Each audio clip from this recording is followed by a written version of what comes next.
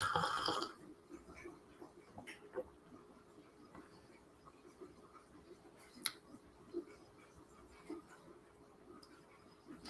right, we're live. Welcome to the live stream. I just checked all my settings and stuff. Oh man, completely forgot to pull up the chats in a visible area. So let me get that going.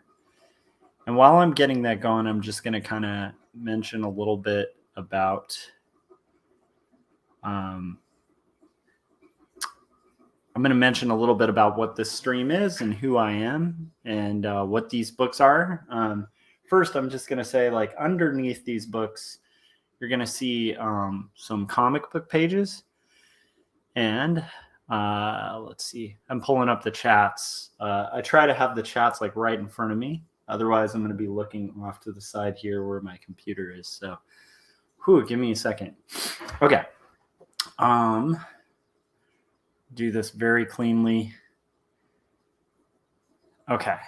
And then I think we have all our setups going.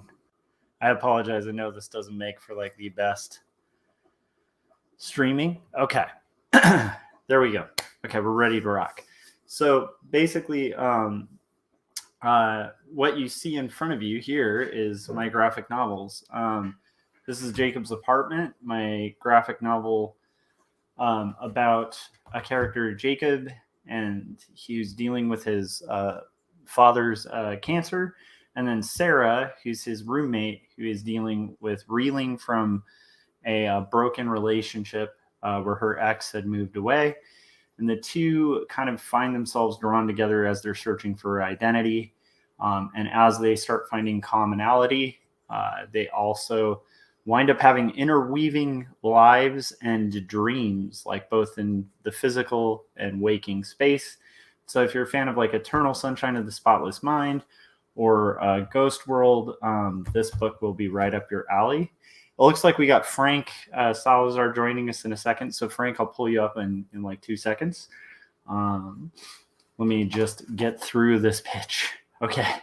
And then we also have 2 stories. Book 1, which is my graphic novel about faith and mental illness. And this comic documents my journey with dealing with depression, as well as caregiving for somebody with panic disorder.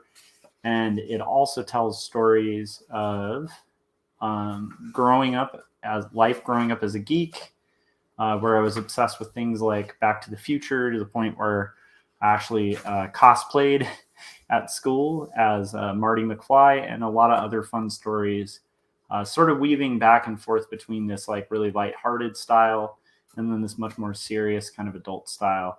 And book 1 is available on Amazon, and I think you guys will enjoy it. So I'd recommend order book 1 from Marcosia on Amazon. Jacob's Apartment, you can ask any local bookshop to carry that, and they should be able to. This one you probably are going to want to get from an indie-friendly shop, your LCS or something like that.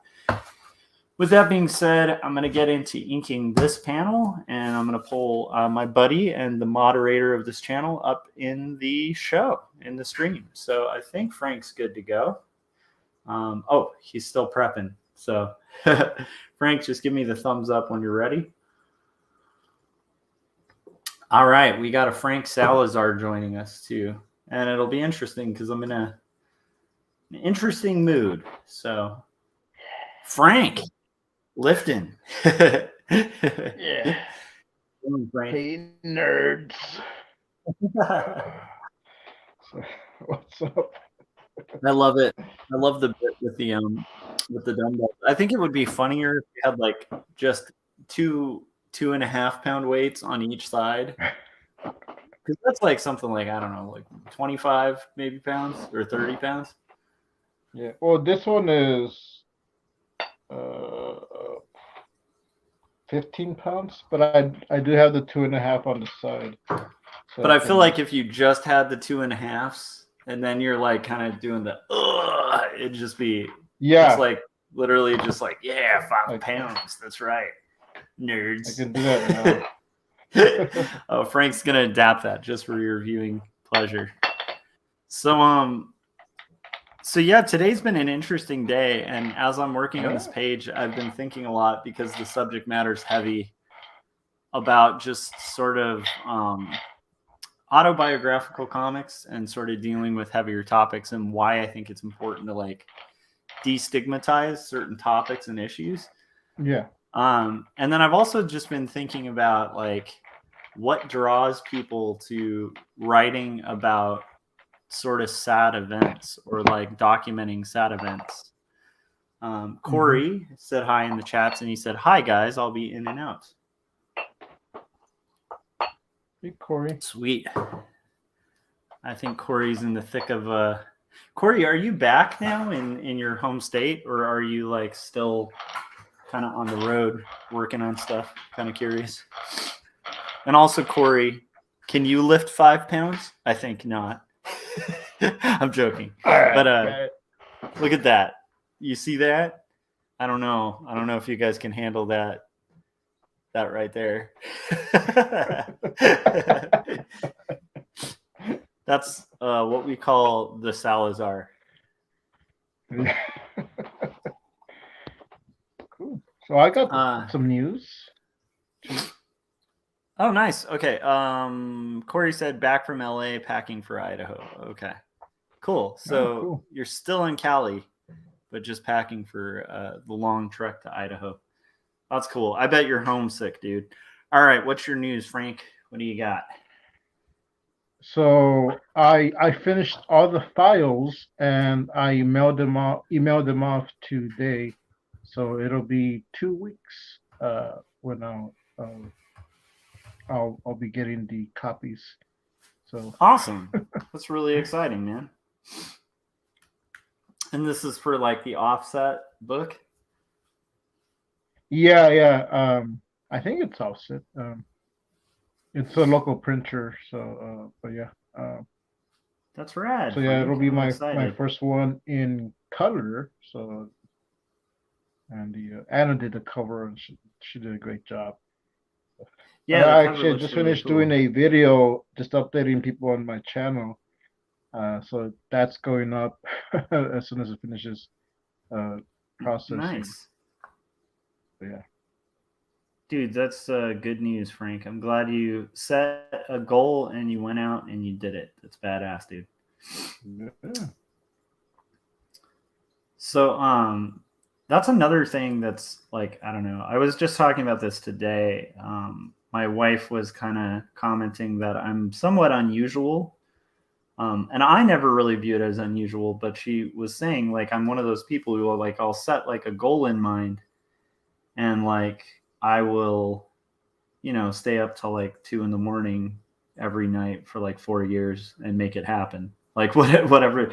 Not that it's just that, but it's like, I tend to get kind of focused, like very micro focused on like a task and like trying to accomplish it. And I also get a lot of joy when people are able to overcome like the obstacles of making things and actually put their money where their mouth is and make things. So good job, Frank. Like that's a huge thing.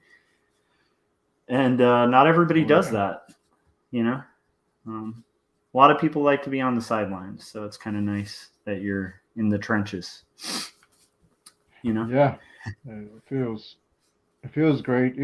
Like I've already like done this story, but like but like now it's like a whole new iteration of it because now it's in color, and I added a little bit of extra things in there in the backgrounds. Yeah, and hopefully you learn some cool stuff along the way. That's the other cool thing about making books, especially indie books. It's like the more you do it, the more you pick up little tricks along the way. That's really cool. So Frank, I want to get into weird topics. Is that cool? Sure. Save for work topics for sure, but just So slapping people in public, yay or nay? Exactly. Yeah, that's an interesting topic too. We can go there too. Although I kind of feel like that's so raw and all over. Yeah, like everyone's like talking about it. I'm like, well. So I can give my quick take if you want it, but I don't know if it's Sure. necessary. So like my general thought is like I really like comedy a lot. And I think there's something sacred about comedy, and I know that's terrible to say, especially for an insult comedy bit. But I feel like there's like this unspoken rule with a stand-up comic and an audience, and I feel like when you publicly kind of defy that rule for whatever reason, no matter how justified, you kind of get rid of that sacred separation between the comic and their fear for their life. And if you have comics that are on stage and they're so freaked out about saying anything or upsetting anyone that they feel they can't speak, I feel like you kind of almost like cripple comedy in general. So I'm of the mindset of like, again, like I don't know these people. I like they aren't friends of mine. They aren't people I know. They're celebrities, and celebrities are human beings. And if I'm like in an audience and somebody's crap talking my wife in a joke, I might want to smack them. I don't know, you know. So I will say like I'm empathetic to the desire to go violent when you hear somebody saying something, but I also like tend to be of the mindset of like the just as a fan of like books and art and the humanities and stuff like that, like I tend to think the best route is nonviolence. I think nonviolence is always the best option. And even if it's just a slap, I also feel like that creates a really dangerous situation for comedians, because now you've set a public example that it's okay to just go on stage and slap a comedian if they're saying something offensive, which again, like crosses a line. Like you don't have to go to the comedy show. You don't have to support them. You could even, I don't know, get mad on Twitter and tweet about how offensive what they said is. But I feel like once you get into like physical territory, you're kind of crossing the line. So that's my own little 2 cents on it. What's the joke? Tasteless? Oh yeah, for sure. But and it wasn't even really that funny of a joke. That's the thing. I wish it had been a better crafted joke, but also I am empathetic because I'm like, if you're a comedian and you're kind of up there to like riff on people, especially the people you're riffing on, it's like the ultimate situation for a comic. You're supposed to be able to like punch up, and these are all multimillionaires who are being made fun of, right? And half the fun of seeing like the wealthy and powerful get roasted is the fact that like, yeah, I guess that was a much longer take on it. But my point is like, I think you need to have the ability to have a jester in the courtroom kind of making fun of power. And the second you get rid of that, you really end up in a territory that's like humorless, and like humor is so important. So even though the joke was like a bad, ill-taste joke, it was very tasteless. It was inconsiderate and stuff like that. I don't tend to like think, oh well, yeah, talk about a guy's wife, he deserved to get smacked. I'd love to say that because like that's how I'd feel if I were in the audience. But then again, if I were in that audience, I'd probably be a multimillionaire celebrity. And if I can't hear somebody riff and make a joke at my expense, like what am I doing there? So it's like it's kind of a weird double sided thing, but and I can see both sides to it, but I still think I hate to say it, I'm gonna 9 times out of 10 in a scenario like that side with the jester in the courtroom, you know. So yeah, that's my little hot take on it. I don't know if that's all that crazy, but yeah, I personally just feel bad for kind of stand-up comics because I'm like, that kind of sets a precedent that's really dangerous. Yeah.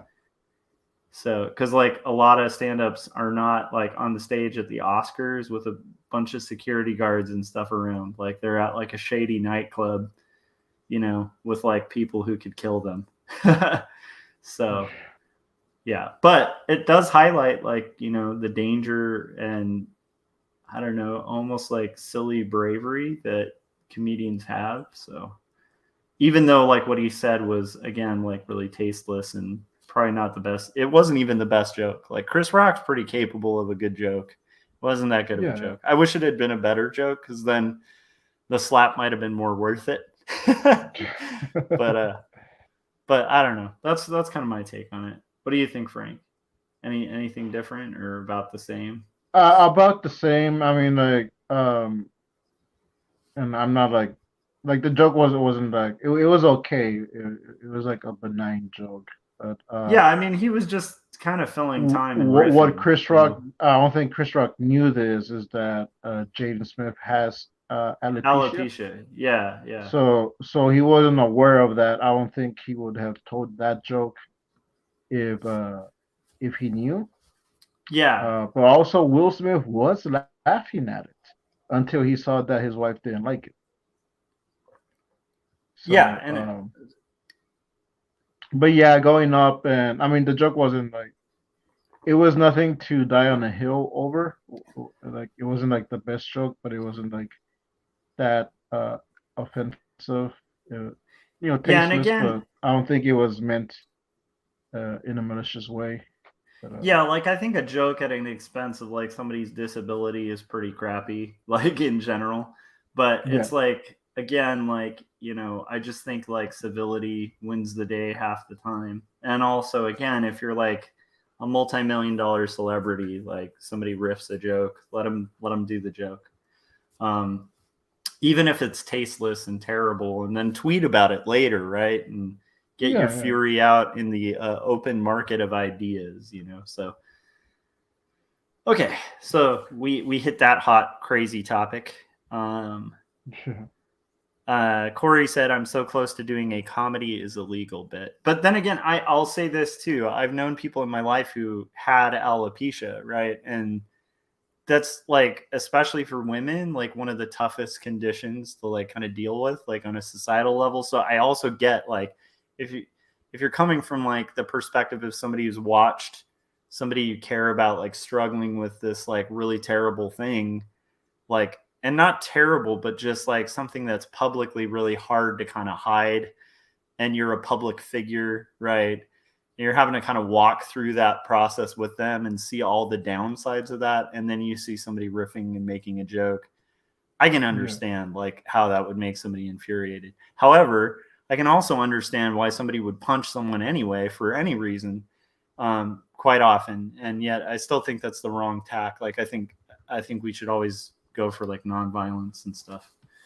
That wasn't the crazy topic I wanted to talk about though.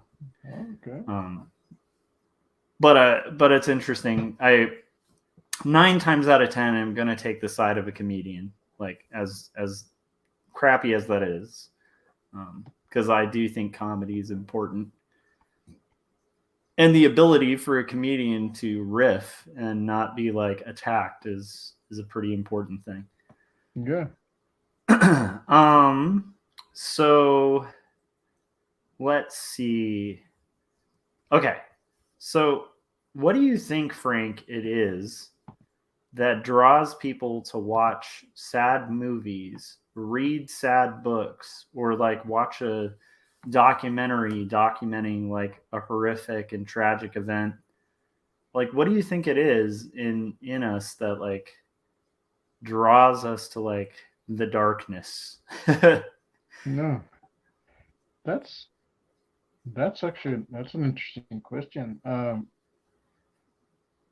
Yeah, that's what I've been thinking about because I kind of write really dark stuff, you know. Yeah, I And think it's something in us that we, it could be like part morbid curiosity, but also uh knowing that how you're feeling, someone else feels the same.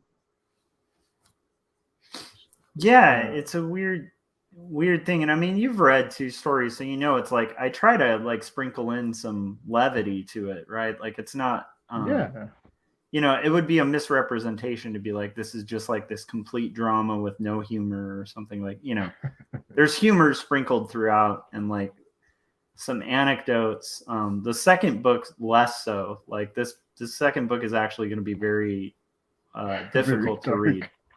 Okay. Yeah, it's going to go really dark before it goes really light, Oh, and okay. by design, right? Yeah. Um, That's actually something we're having this discussion, me and Anna, with Warbanker 7, yeah, because the Captain Guy was a Masculine comics or comic, but it's pretty light and funny, and kids can pick it up. Um, Is that we're till like page 3 where Captain Goggles gets brutally murdered by a dinosaur?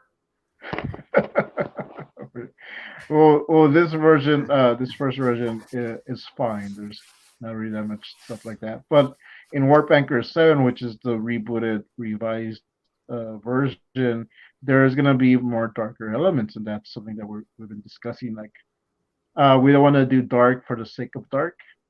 Yeah. Um, but and because I still do want like kids to be able to read it, but probably gonna go for that teen rating. So that I just deciding like how gritty do we want it, and but there's gonna be some dark elements, some because there's gonna be people that uh, there's gonna be fighting and all this stuff. I don't want to give out too much, but it's gonna be like it's a big thing we're working on, so we're just trying. It's something Anna was kind of. She wants to go all out, and I told her, like, yeah, go all out. Like the only rules that I have are the rules that we both have. It's just, it's no, not safe for work stuff. But that's pretty much it. So like, do Yeah, battles yeah. if you want to do battles. I think like even in all ages stuff, like I think about like the first Avatar, right? Mm-hmm. And I think one of the reasons it's so compelling is like the Fire Nation in that, at the beginning is like a real threat. Like it's not like this Yeah, mediocre thing. It's like they kill people, It's like it's yeah, not yeah, like a it's not like a toothless villain, right? Like and I feel like sometimes TV shows will make like villains like kind of like these toothless, like harmless guys because they feel like yeah, kids can't handle it. But if you think of like even like the Chronicles of Narnia or something, right? Like the witch is terrifying in that. Um, in the Chronicles of Narnia, right? Like she's like a murderer, you know? And it's like yeah, she's literally turning like these, you know, uh harmless like creatures into like stone and stuff. So it's like now why that makes it interesting is because then like when you read the books, it's like when they're when they're going to war, they're going to war, like yeah, so it's like little kids, but they're going to war. And it's like maybe it's not Braveheart, it's not like explicitly crazy and violent, but it's like there's real stakes to it, which makes it way more of an adventure, right? Um, James and the Giant Peach wouldn't be half as interesting as a story if like he didn't come from like an abusive family. Like if you read James and the Giant Peach, it's like mm-hmm. he's escaping like a nightmare, of a situation for a kid. And it's like that makes the payoff of like James like escaping like and you rooting for him to kind of get away on this giant peach. It's like it makes the stakes so much more high and the reward so much greater, Corey said, I have a theory, not mine specifically, that play helps refine our emotional intelligence. We often seek out entertainment that helps us experience a range of emotions in a low stakes setting. I can get angry, scared, sad with little effect on our daily lives. This prepares us to respond appropriately when we experience real things. Yeah, I think storytelling can function as like a training almost, right? Like it is like a yeah, being able to put on the shoes of a different person with lower stakes, right? But still to sort of exercise your empathy and also learn from it. I think there's something deeper to it though too. I think I think there's like this hard to describe thing that I've experienced when I listen to like a really sad song, you know? yeah, And it's like it's like a transcendent experience. even though the song is sad, it's like a transcendent experience. Like listening to it, it like kind of transports you somewhere, and it can almost have the exact same impact as like real, like just beauty, right? Like the moment you like first like step in front of the Grand Canyon or something, you know? Yeah. I feel like there's a like beauty and like tragedy are really interlocked in the way they can kind of elicit like an emotional reaction, you know? Yeah. And I'm not sure what that is. You know? Like it's a weird thing, Yeah. you know, that you can listen to like a sad song and yet it like triggers the same things that like a beautiful sunset can trigger or something. It's really weird. And then it's also weird that like when you see a beautiful sunset, you can have like this like feeling of almost like pain, like seeing it. It's weird. We're strange creatures, Frank. We're strange creatures. We are. Yeah, it's just like interesting how like certain songs can just trigger something, even if it's like if what they're trying to, like if it's a sad song, there's some songs that I'll listen to that. Oh, that's sad, but like all right, but it's not till I go through what they went through is Yeah. where it hurts more or it affects more. Um, like even with some shows, like going back to Will Smith, but not really. I mean, there's an episode of The Fresh Prince where he meets his dad, Uh-huh. because And his he dad kind of slaps him like and says, left. Get my wife's name out your mouth." Is that the episode? No, I'm sorry. Go ahead, No, Frank. no, no, no. See, now But, I've made the mistake. oh no, there is Usually, a similar episode. Um, anyways, that's going off in the rabbit trail. yeah, Um, yeah, yeah. I feel like Frank. um, It's usually you who like, if we're doing like a real deep conversation, you'll kind of riff and make a joke. I just did that. I apologize. Okay, go ahead. So there's an episode of The Fresh Prince, yeah, and we're so talking where about sadness. apparently like the backstory of the character where the dad left because he didn't think he could be a father or whatever. So the dad comes back and Will was all excited. He's getting to know his dad, but then like towards the end, uh, he's like leaving again, and it's pretty sad. And like every time I watch that, and because there's a part where Will just breaks down, like I can't watch that episode. I can barely even talk about it because like it reminds me of that. Uh, my dad wasn't there growing up, so it's like uh, anything where Like, dads abandon their kids, that's like pretty like heart wrenching for me. So like, got it. It it's kind of something that hits I have a to like work through. Yeah, yeah, yeah. I definitely like with that understand one, that. like I every time I would see it, I would just start bawling, and like I couldn't even watch it anymore. Like my girlfriend at the time was like, "No, don't like turn this off," because the last time you saw this episode, uh like you're a mess, so like don't watch this. So like okay, like but yeah, it's like Wow, that's but it's like certain things, like certain like topics or certain songs or shows or books evoke certain emotions, some stronger than the other. But you also, but that's also how I kind of like learn to deal with things. Uh, yeah, yeah. It's that actually makes a lot of sense. Yeah, I've definitely had those moments when there's like a story that's just like hitting too close to home, or and like just elicits like a real like it kind of crosses the line where the empathy is almost like too much, you know. Um, yeah, or things I haven't experienced, but like you watch like a heavy movie that's like based on like something horrific that happened in history, and it's like those are usually great movies, but like movies maybe you can watch once every like 10 years, like Yeah. Because just the emotion is so much. Like it's like a overwhelming thing. There's also that weird thing that happens where, so like one of my favorite musicians is like Elliot Smith. And I just like loved Elliot Smith's music. I still do. I still think it's great. But what's weird is his music's like super depressing, right?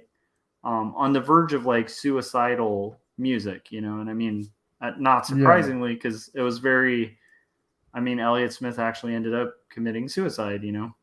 Um, All right. and it was like very like candid, just like raw, like kind of folk music. Like I'm sure most people have like heard Elliot Smith stuff. But there's a weird thing that happens to me where it's like if I put it on, I actually don't get depressed. Like it puts me in a really positive mood. And I don't know why that is, you know, because it's like very depressing music, but it doesn't have What that effect on me. was Like it that doesn't you make or me feel Corey that depressed. like? Yeah.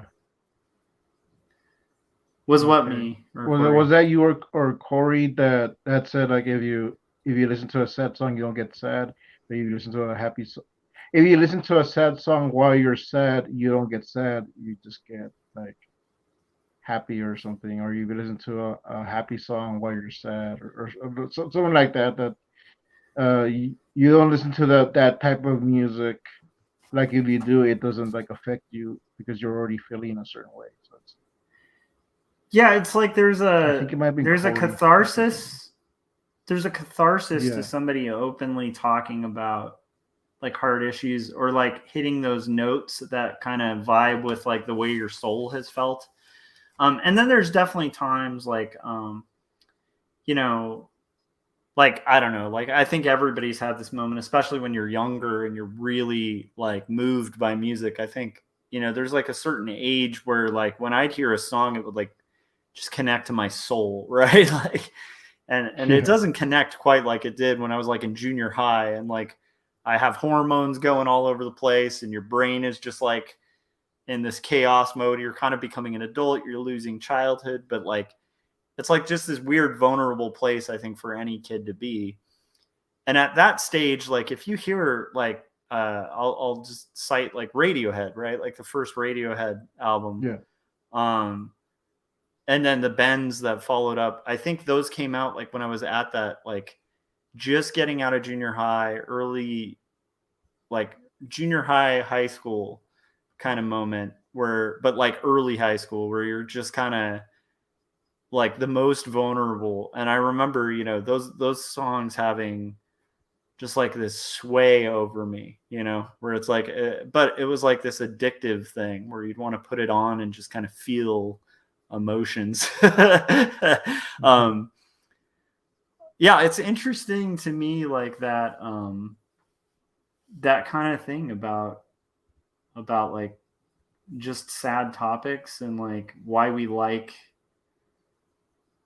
why I think it's I don't know, it's almost healthy to like experience those and check those out. It's funny though because you're right about like also experience can shadow like your impact Yeah. from like a story. Like a good case in point is like before having Ben, I used to watch action movies. Like I remember there's this scene in. Do you remember the Untouchables, Frank? Yes. Okay, so there was this notorious scene in the Untouchables where it's like there's a shootout and then this woman gets shot and her baby stroller starts rolling down in slow motion down the steps. And so it's like this very tense moment where it's like, oh my gosh, this baby stroller is gonna just Yeah. like fall over and the baby's gonna die. And then there's a shootout. So I saw that growing up and like never was like massively impacted by it at all. Like I Yeah. was just like, oh, what a cool device to like create tension in this scene, right? And there were a Yeah. lot of action movies like that where there's like a kid in danger and like, what a great device to like build suspense in this action scene. And then after having a kid, like I can't, like I just can't do those scenes. I'm just like I can't, like I feel terrified. Like I just cannot Yeah. The suspense is like real because I'm like, oh my gosh, that's like a baby, like you can't just leave the kid like while you're having the shootout, and suddenly it's like something that was like mildly impactful is suddenly just like this huge thing, because the implications of it. I don't know. That's interesting too. Like I saw a movie really recently on Netflix where I watched about a minute of it. I think it's like a fantasy movie or something, but within the first like 5 minutes of the film, this kid gets in a car wreck and his family dies. And Oh, I saw like the first 5 minutes and I was like, I can't watch this.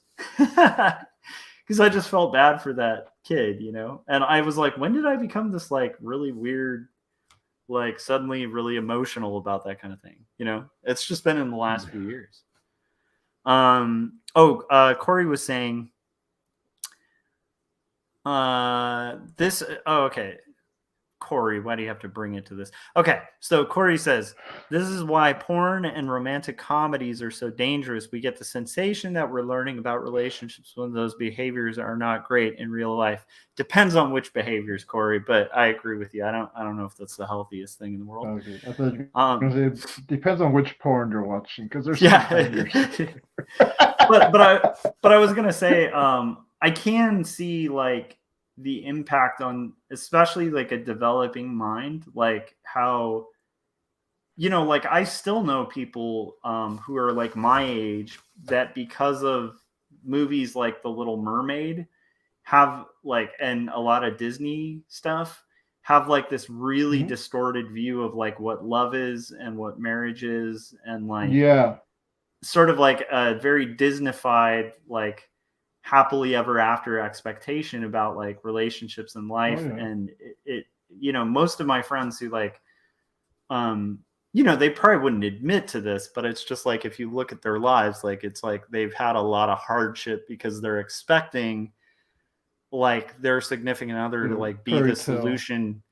Yeah, like they're gonna have problems and then they'll meet their significant other and that person will just be the solution to all of their problems. And like I think anybody who's like seasoned in a relationship will realize like, yeah, like whatever problems you have going into a relationship, they're probably going to be problems that follow you into it, and you kind of need to solve before you expect like somebody to magically fix them, right? But a lot of people have that false perception just based on like a weird, kind of fake version of it. But I don't know if I'd say it's like totally dangerous. It just depends on how you take it, right? Yeah, I guess it depends on the person or how you perceive it. I mean, yeah. even I was after that discussion that we had about the Little Mermaid, I was like going back and listening to some of the songs. Sweet. And like Prepping. there is like one Frank. that like, yeah, actually that's exactly what I was doing. I was practicing, but there is one that I'm like, this, wow, like I didn't realize it's the one where Sebastian is telling Prince Eric to kiss the girl. Like he's Yeah, pretty much it's just just like, like, yeah, go for it. Like it's she wants it. Come on. yeah, it is a little disturbing I was in like, retrospect. that's kind of weird for a kids cartoon. Which I saw And this it's like Sebastian, you in crazy crab. yeah. Yeah, no, I totally. That's funny. I had a feeling you'd be mentioning "Kiss the Girl" because that definitely has like that a little bit of Yeah, strange it's a fine vibes to song, it. but like, wait, once you like listen to it, it's like, hey, Like, hey, wait you a guys second like here. this, It's like and that they double didn't. take. Yeah, Yeah, I definitely get that. Landon said sometimes your significant other can actually magnify certain problems or shortcomings you have after you marry them. 100%. And I think that's why it's like, like I don't know, like my wife and I have been married for a long time, and I don't think like I don't want to be cocky and be like, oh, we have it all figured out, because we definitely don't, right? But it's like yeah, one of the things that's helped us, I think, is like we tend to not have the expectation that like like I'm not gonna like expect her to fix all my problems, right? Like I just don't have Yeah. that expectation put on her. Nor does she have that on me, and of course we'll support each other and help each other out and kind of like be there with each other when we're like going through hardship. But it's like, yeah, it's like, she's not responsible for my happiness, and it's like, I think that's a Yeah. really important thing. And I don't know, it's like, you definitely, I think, learn that. Now I will say, like, I get a lot of happiness from my relationship, but it's like, it's not like, that also goes to another thing that I think might be why we like, just kind of sticking on the like, why do we like the darkness in art, right? Yeah. I mean, because they're kind of a great hair band, right? Sorry. Do you remember the Darkness? The darkness. There's a band called The Darkness that had this song called I Believe in a Thing Called Love. And it's Oh, okay. very like butt rock, like 70s, but kind of awesome. Anyhow. But no, like back on that topic, here's another theory, and I'm just kind of thinking out loud here, but I think like another thing is, I don't think the purpose of life, is to be happy all the time. And I don't even think, nor do I think like that could lead to happiness, like I feel like the pursuit of happiness, you know, can actually be like a hindrance to happiness sometimes. Like it's like this. I think it's good to be happy. I think happiness is good, but I think that like I think it's one of those elusive things that sometimes when people are really obsessed with like constantly being happy in the short term, they expand their sorrows. I don't know if that makes sense. Okay. Frank, you're like, oh, I Yeah. don't know, man. But do you see what I'm saying, or does that not make any sense? When you're happy, just like on certain moments, you're when you're not happy, it's just it's amplified more because you're not happy like all the time. Yeah, and I also think like there are a lot of things. Like okay, so I'm like an ex cigarette smoker, right?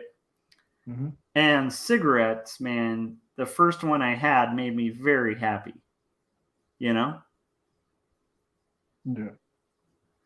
But like, and the second one I had made me very happy. And for years, it was a habit that made me very happy.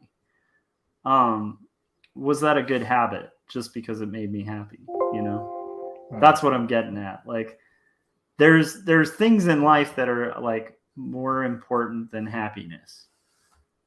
And Yeah.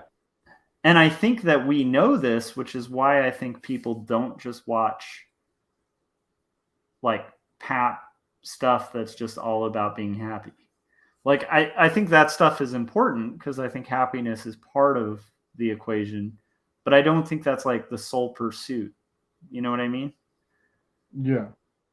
Um, and I think like we're in a society that wants that to be our sole pursuit, is like immediate gratification and sort of like um, almost like this expectation that like you're always going to be happy, like that's a possibility. Um, and I think that's like that can lead to a lot of disappointment too, right? Like if you're going into life just thinking that you can possibly just always be happy um, on this earth, right? Like you're gonna be in Yeah. for disappointment. Um, and I think that there's a deeper happiness, and I think Landon's touching on that in the chats because he said that makes sense.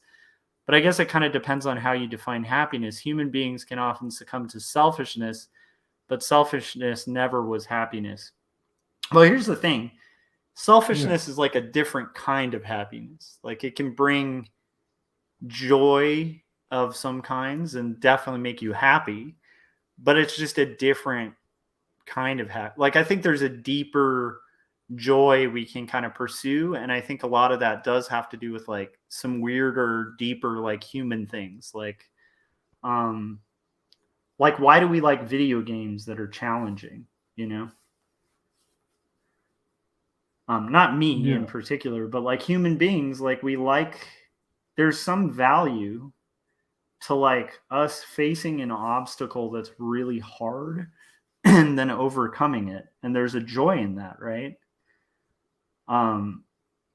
But also there's like, it's not like an immediate joy, but it's definitely like, I mean, you know, I think most people know this from their own life experiences, but like that time that you've tried really hard to achieve something that's really hard, and then you actually achieve it, can be like one of the most kind of cathartic experiences somebody can have, you know, where you're just like, oh man, like I've worked, you know, for years on this thing, or I ran really hard and like trained really hard for this race or whatever, and I actually did it, even though I had doubts, like that kind of thing.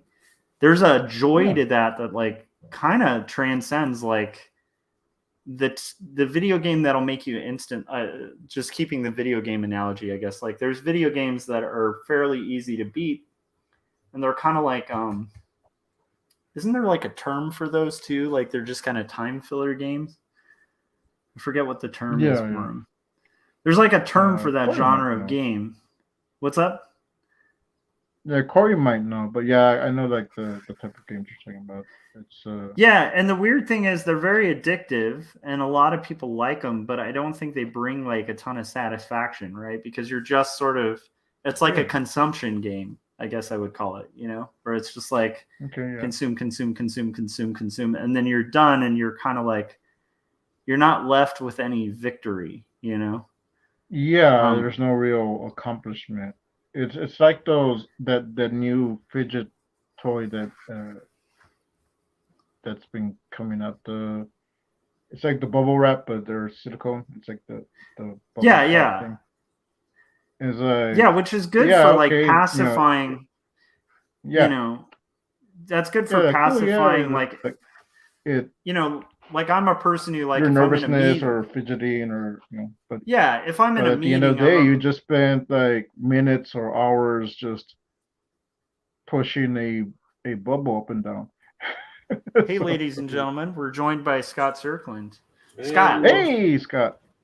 Scott, we're talking about the darkness inside of our souls. Okay, it's my favorite topic. And then I made a joke regarding darkness, Scott. Yeah, I made a riff on The Darkness, the band The Darkness too. So anyhow, which is hilarious, like hair band metal kind of stuff. How are you doing, Scott? Yeah, okay, so you're familiar. I listened to that song, Scott, in the closet. Oh yeah. Oh, Frank, you did the trilogy, huh? The original or the Weird Al? I listened to the Weird Al first, and I was just cracking up just because of the context and also because of the conversation we had about it before. They're like, okay, now I'm gonna go listen. Like, this is a 10-minute song. I'm gonna listen to the original. It's a 16-minute song. You're like, oh my goodness. Did you watch like the whole trilogy, Frank? Like the videos? Oh yeah, because that's I didn't four want different parts. That song has like 4 different parts. Okay, so Frank, not to encourage you to like support a terrible human being that. I mean, because like anybody who's familiar with R. Kelly, he's not. Yeah, just with that song, I was like, "This is funny," but I don't know if I want to. But I do think you should go down the rabbit hole and watch those videos. It's like, it's an experience. It's a broad, very meme-y experience. Yeah. Okay. So yeah, what were your thoughts, Frank, on the epic trilogy? Well, I only saw like that one one of them, so I'm not even sure which chapter I saw. I did see it was in chapters, but like I just wanted to Yes. get the one. But it was interesting. It was like Yeah, okay. it's fascinating. Like, Yeah, yeah. It's like a whole world of, I don't know. I guess I described it as like Ed Wood brilliance, where it's like there's this kind of art that like it's so bad, but it like did like the artist like really meant well with it, right? And Yeah. but it's like it's awful, but it's like sincere, and it can kind of hit on these Yeah. levels of like almost being good because it's so bad. Like Yeah. that It song, I reminds think, me is of like right in when there. you're a kid and you're telling a story, and it's like this mundane story. Like, oh, wait, hold on, you have to listen to this part. Hold on. And it's like, and it's not that exciting, but it's like it's that same level uh of thing where like some of you were like, wait, Yeah, no, I need to tell you this whole story as you point a gun at my face. yeah, and I feel like the humor of it too is partially that it's like this deluded like rock star guy who like is like, no, I'm gonna make like this epic. This is gonna be like, you remember the Godfather trilogy? This is that, but Yeah, in song form. And the song. yeah. Anyhow, so Scott, how you doing? I'm doing good. Yeah. Cleaning out my closet. Any darkness you want to share? Okay. Wait, Scott. You Speaking of- said that in the wrong way. What have you been cleaning out? Cleaning out my closet. Cleaning out your closet. I've He was in the closet. Okay. Sorry. Anyhow. been going through my comics and organize them and everything because they were all just in disarray and everything. So Nice. You Part went of through the the- long boxes, huh? well, short boxes, but yeah. But there's a few of them. None of them are worth anything. They're just, stuff I had as a kid and or stuff that I every once in a while pick up, but there were something to me. Yeah. Yeah.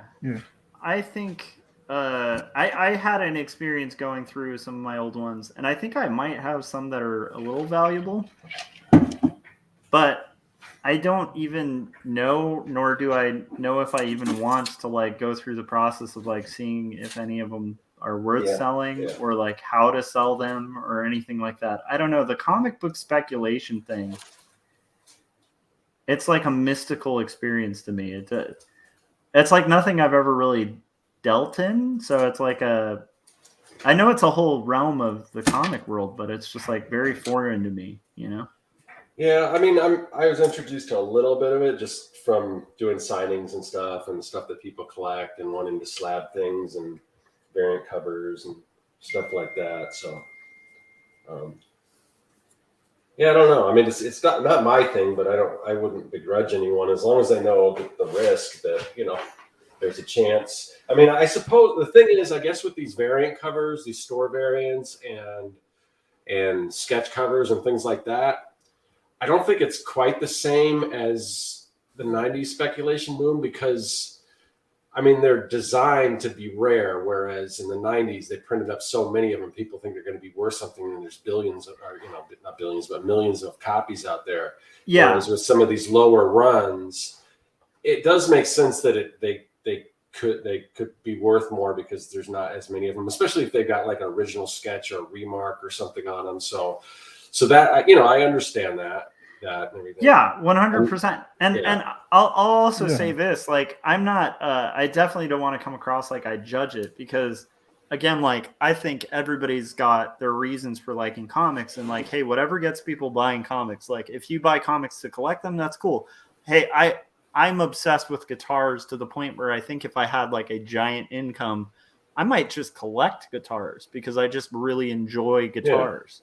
Like to the point where like right now I don't have too many guitars to where I could play them, but if I had the wherewithal to do that, I might.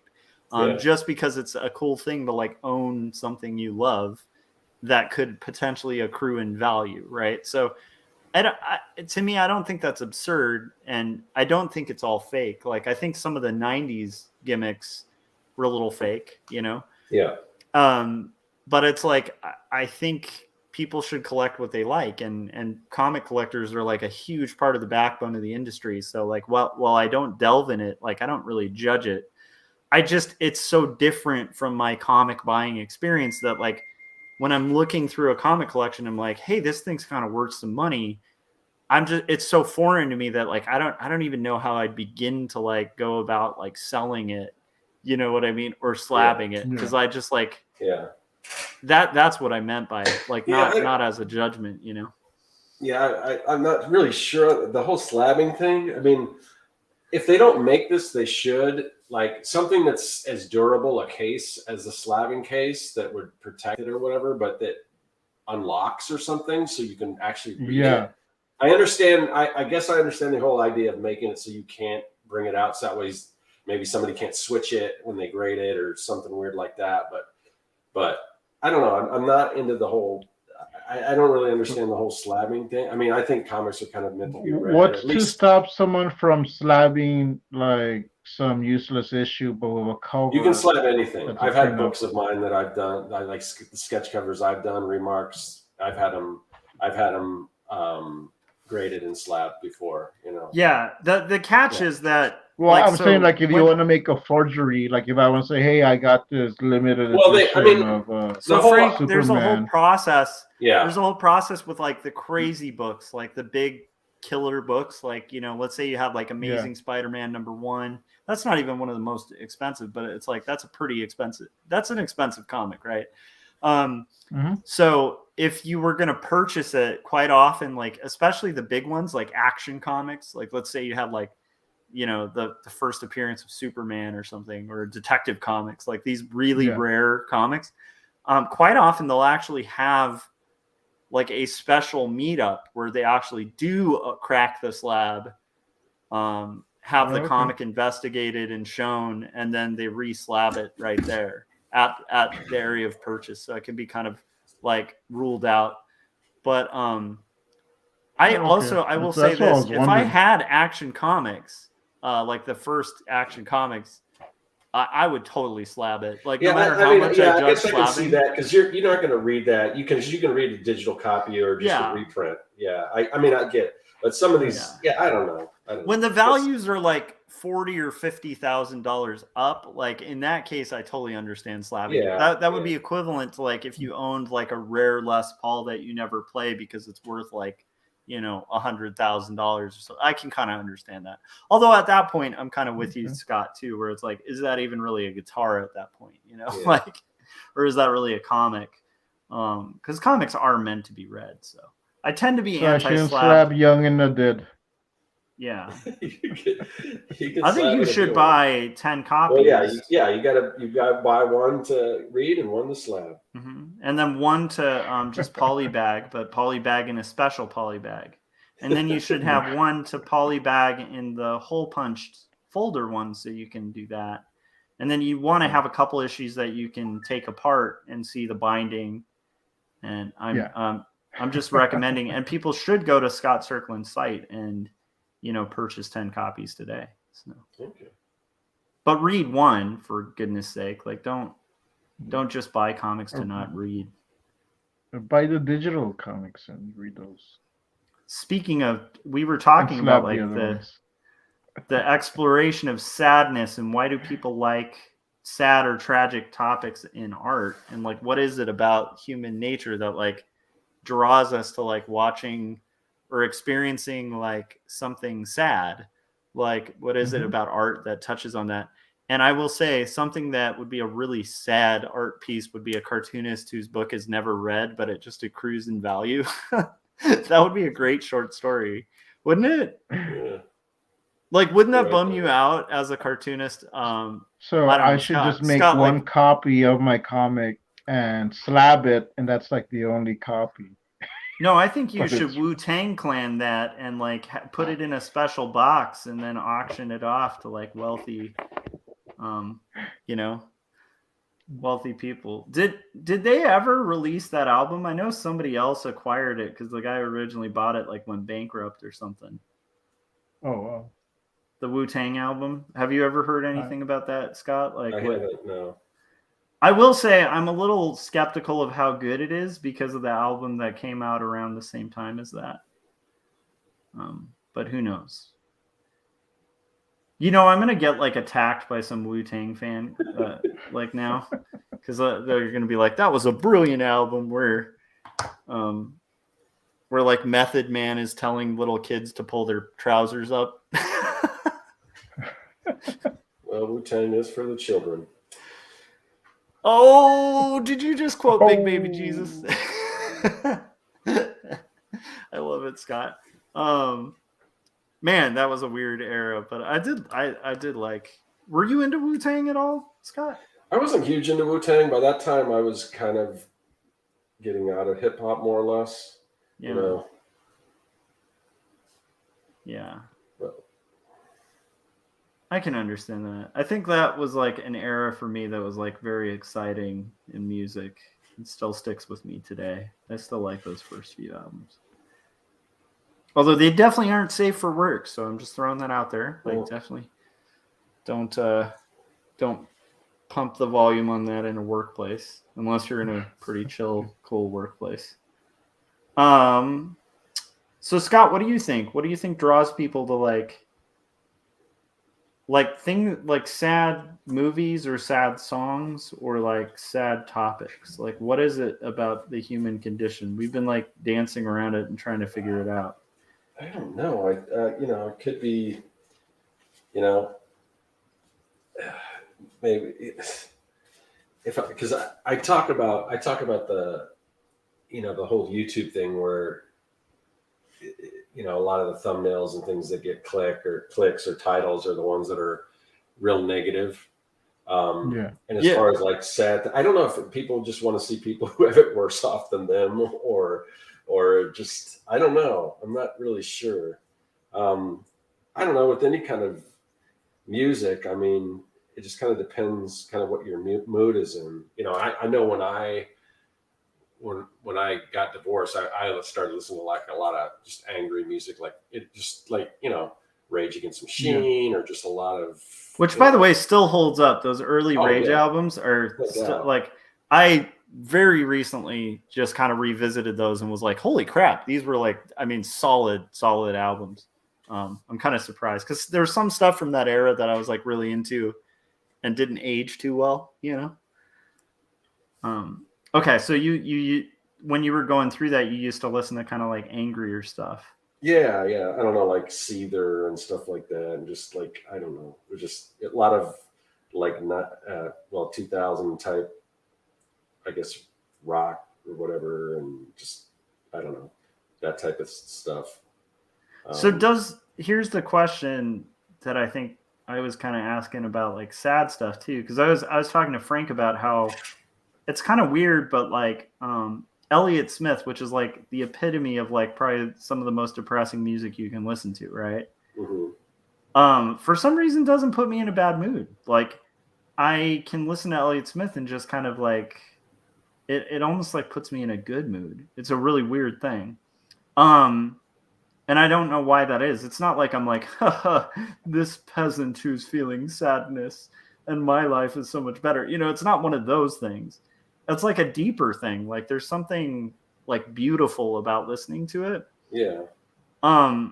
Do you kind of have that with like, does all angry music make you angry? Or is there like some angry music that makes you like it's more happy? of just something to relate to, people that are, and for me, it's a lot of it's the lyrics too. I listen to the lyrics. And so if the lyrics speak to me, if it's something that I'm going through, or, just, I guess it makes you feel like you're not alone. And that can be comforting, so yeah, it's not like I listened to that music and wanted to go out and punch stuff, but I just, Yeah, and it's weird because to me, like with angry music, there's some that like puts me in a really peppy, like good mood, and it can be like workout music too. Yeah, but then there's some that actually does make me want to go out and punch stuff, and it's like this weird fine line, between. But it's like I wouldn't say all angry music only speaks to anger. You know, it's kind of a weird thing about art, right?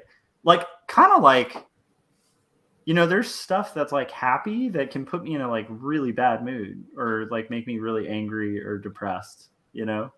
Yeah. And then there's weird I'm stuff not like Up. happy.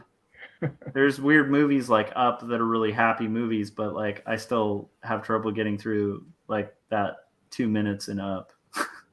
Yeah, it's really sad in the beginning.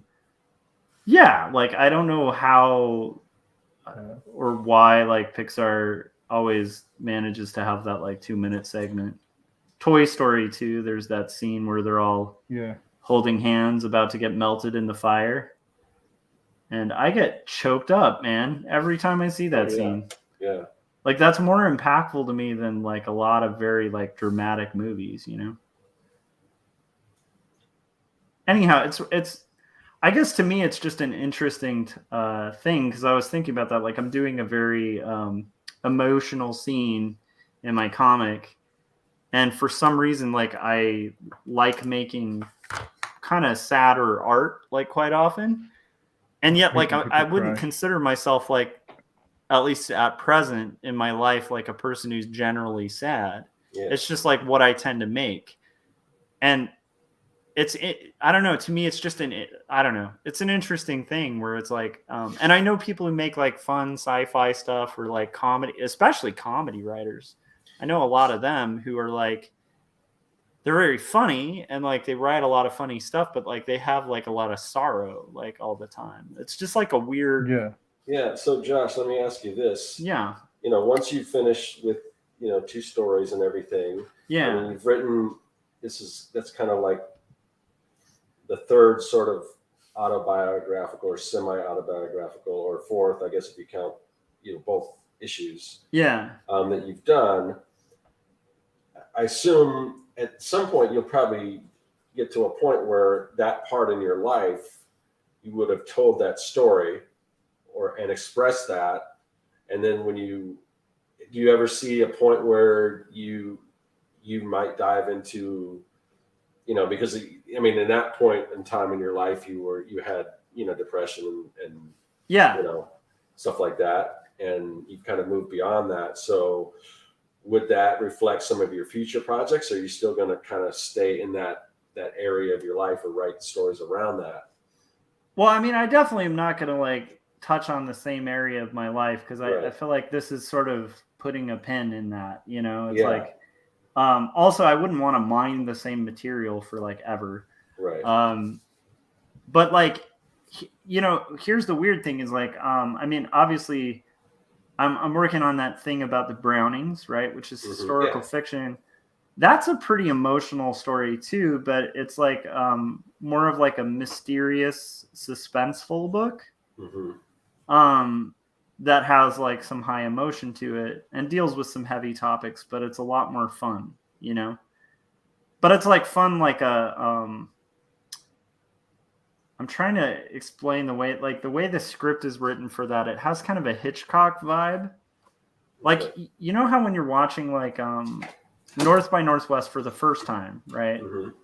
And you just kind of feel suspense throughout. Like, you just feel this like doom, like an impending, like, just like a thrill throughout the whole thing.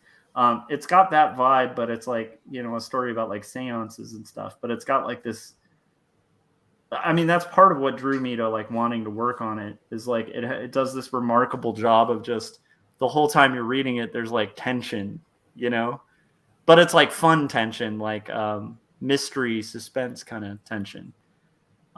So there's that. And then I think the next thing I write is probably going to be like an all ages book, you know, about like rock bands or something. Oh, that'd be cool. Yeah, I definitely want to touch on some lighter stuff. I think it would be fun to do some auto-bio stuff that maybe if I delve back into auto-bio once this is done, because I feel like this might be it for auto-bio for a little bit. Yeah. I mean, you did that 4-page thing for the anthology. You know, about the dinosaur, and that was auto-bio, but it was kind of like more of a family. Yeah, I think if I did dip into it, I'd probably talk about Ben, you know,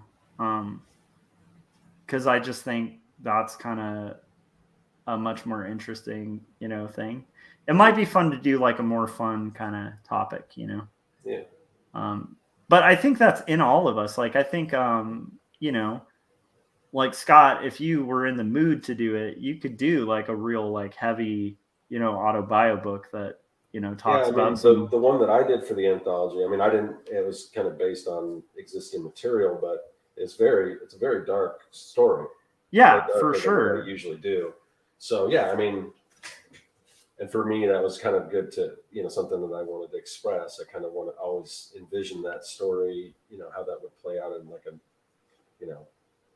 comic books form. So yeah, and I could see that, I think that's one of the weird things that maybe only I tend to think like fans will put creators in a box, and then bury the box because they're kind of psychotic creators. No, I'm just or fans. I'm just kidding. But you know what I mean? Like, if you really love a band or something, and suddenly the band member does like a solo album that's like a country album, and the band's like a metal band, you might kind of hate that, right? But anyone who's a musician, like, will probably equally hate that album. But still, like, they'd at least get it, right? Because I think most people who play guitar can play like a multiple amount of styles. Like, they aren't like, it's not like most people who play a style of music that's the only style of music they listen to.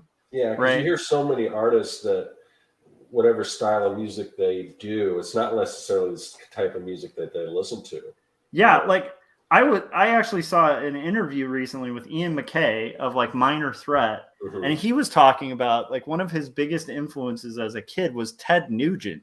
Like, who would at all make that connection of like Ted Nugent and Minor Threat and Fugazi? Right. And it's like, I don't think he's a fan of like who Ted Nugent's become, but like the point is, like, I didn't hear Ted Nugent when I listened to Fugazi, right? Right, yeah. But like, there was a point in time where Ian MacKaye in his bedroom was like playing Ted Nugent riffs, like. So I feel like we all have like different genres in us, and I guess what I was saying about like fans creating a box. Luckily, I guess this is the advantage of none of us being like superstars in art, right? Where it's like I could imagine that being really confining. Where it's like if you blew up for like. If Scott, like Young and the Dead, was just suddenly like the next Walking Dead, right? It was just like a huge explosion. And then suddenly, like, you want to do something different. And people are like, we hate Scott now. Like, he used to do these cool things. So one of the advantages being like an indie creator is like, we luckily have the freedom to kind of work in whatever genre we want, and hopefully hold our integrity, when we're doing it. But so I'd love to dip into something a little more fun. I'd also love to see like everyone I know do like a crazy autobio comic that's like super vulnerable. I don't know. I don't know. I don't think my life's that interesting for some reason. I don't know. I'm trying to think what I would.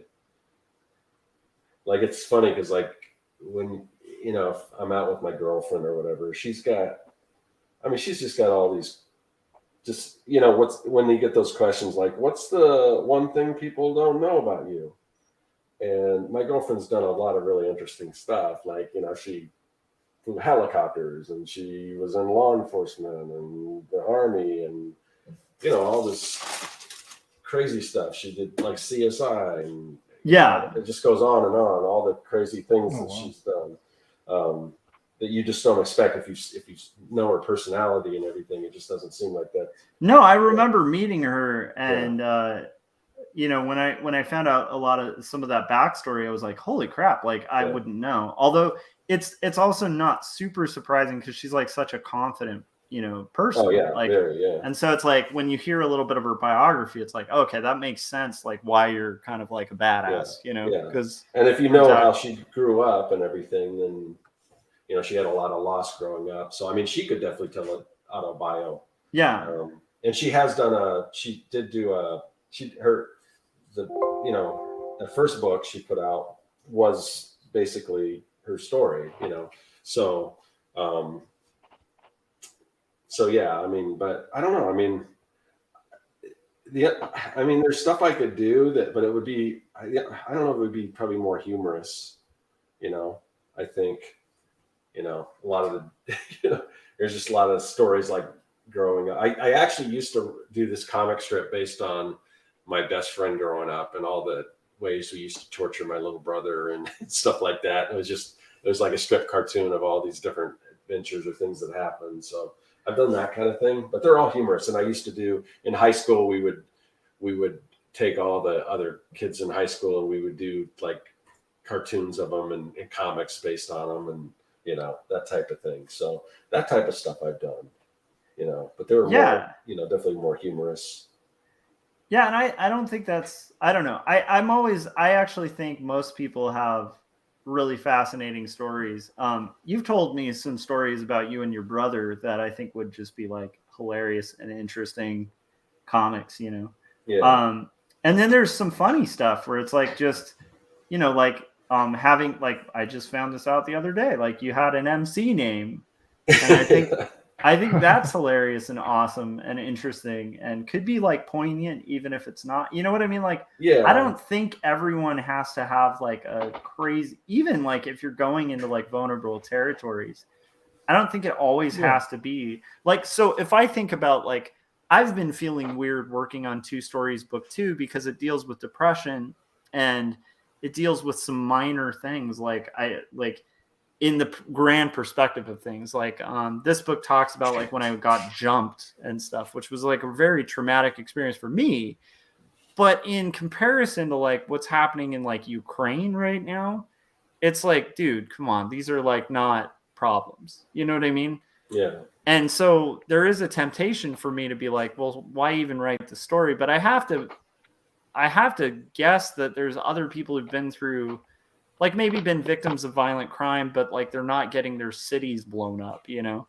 And just because like they're not, like their sorrow may not be on the same level as like I was even thinking about that with like Graphic Mundi, where it's like Jacob's Apartment is like a doomed romance story, you know? It's kind of like a young love story, and it really is just kind of like early 20 somethings, you know, not really working out, but their hopes were for them to work out, you know?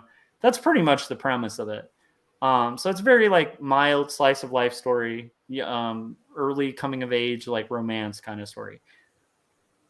That's coming out at the same time as like a book called Hakim's Odyssey that's about like somebody like who's a refugee, you know, like escaping like a war-torn country.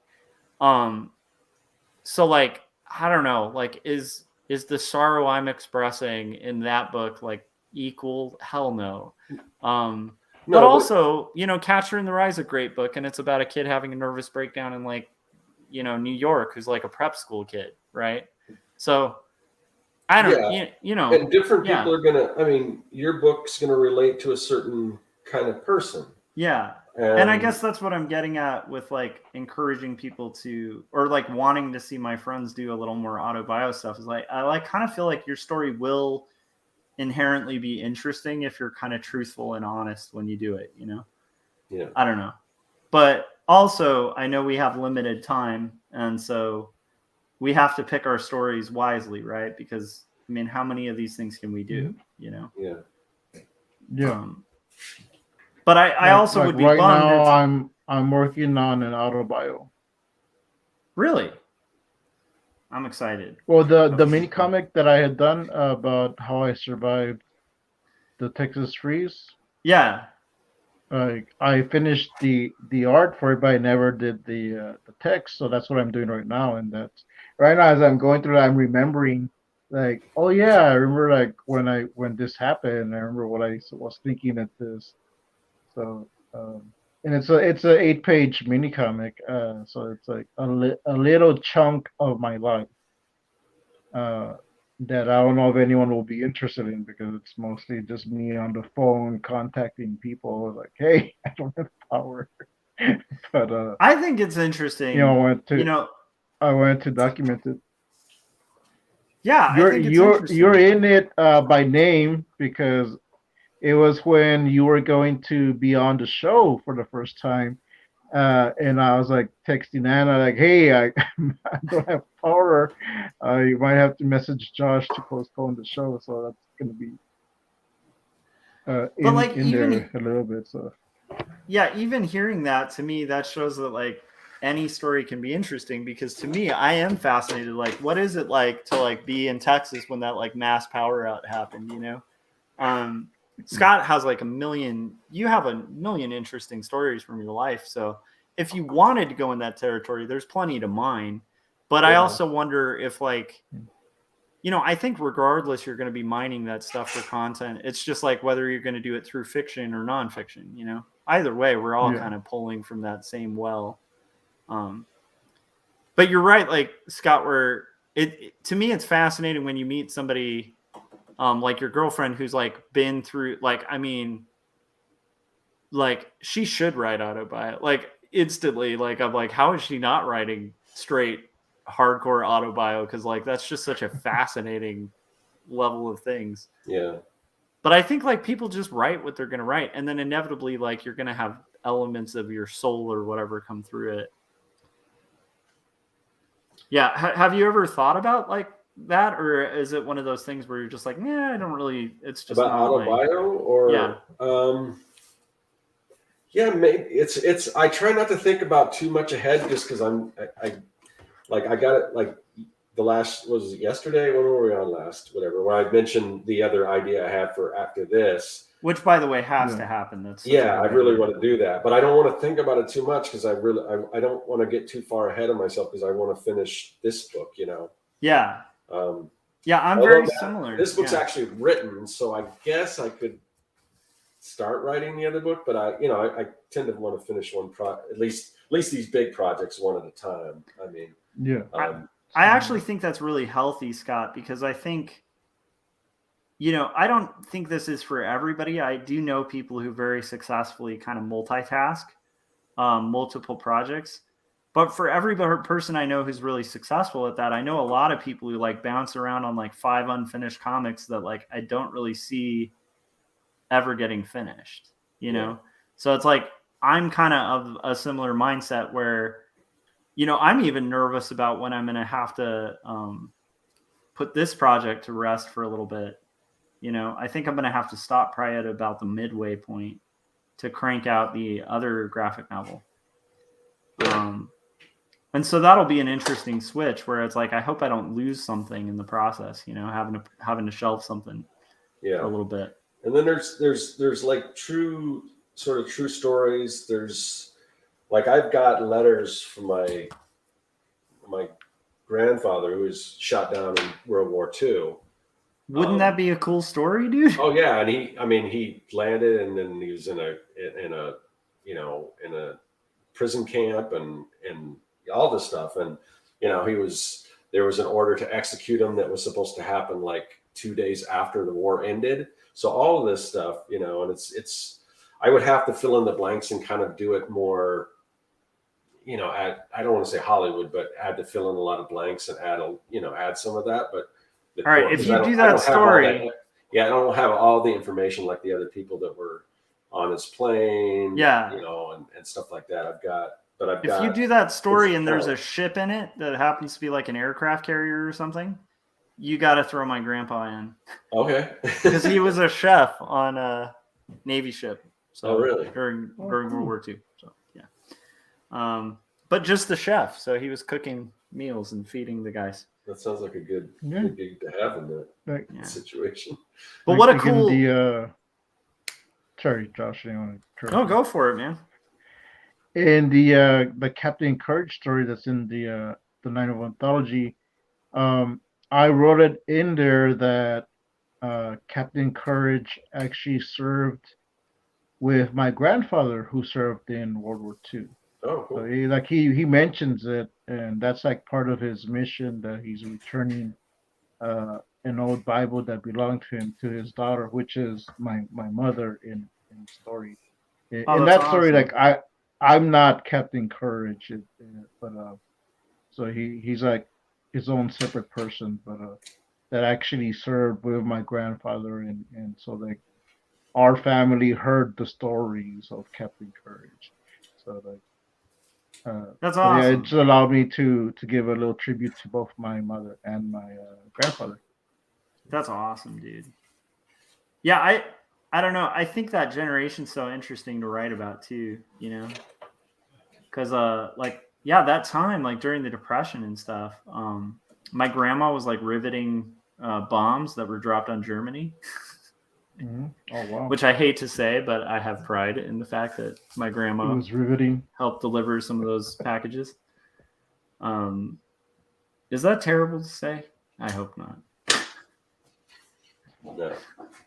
Um anyhow, yeah, so It was a it's hard time. what's up? Different It was a era, hard yeah. time back then. Yeah.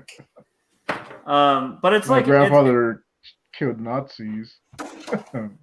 So yeah, I don't know if that's a bad thing, you know. I'm sorry to also say. had illegitimate children with a German lady. Oh my goodness, that's That's the story There's a right whole there. story there. So like I don't know, like there is a story there. I was gonna say, you know what's crazy? I'm reading a biography of J.D. Salinger right now, right? And that's a whole area I didn't know. Like I kind of forgot that the guy had so much war experience. That he was there on like D-Day, like he actually was like special services or something. So like his idea, like he kind of had to like get through and then eventually like sort of embed himself in a city and like find all the different Nazis and kill them. Like but also the fact that he like married like a German lady who apparently was potentially a Nazi, which is a little disturbing. But it's like this whole weird thing where like he met Hemingway. I'm like, these are crazy stories. And again, like that's one writer, but like we all have like these really interesting stories of like our grandparents and histories and like affairs. so again, like if you say like, oh, I can't see myself writing like historical fiction or like autobio stuff, like I don't know. I mean, dude, I want to hear the story of your guys' grandparents and their war experiences, you know? Yeah. So he was in a POW camp, Scott? Yeah. He got shut down over Germany, and some farmers found him. He parachuted out, and dude, I can't remember if anyone else survived. He was the pilot. I think there might have been another survivor, or at least one more. And then the fact that he was a pilot too, that's like a hard gig. Like that's it was one of those. You ever seen Memphis Belle? Yeah, I love that. It was one of those planes. So what's weird is, was your grandpa kind of like mine? My grandpa didn't really talk about the war at all. Well, my grandpa died. He died when I was pretty young. So the main memories I don't know. He never talked around me. I don't know if he talked about it, but my dad, because my dad, this was when my dad was, when he got shipped off when my grandma was pregnant. So when my dad was born, he was in the camp when my dad was born. So, wow. So the first similar time with my mom. my dad ever saw him was after he got out, Same with my grandfather and my mom. So when he was over there in Germany, he met this German lady, and they had kids. They're like gonna start a family, but he had to come home, and he had every intention of telling his wife, because they married her young, and she was pregnant when he left. So like he was just gonna like, I met someone, sorry, but he saw my mom. She answered the door. She's a little girl, and he's like, I can't leave my family because they're my family first. So he left the other family.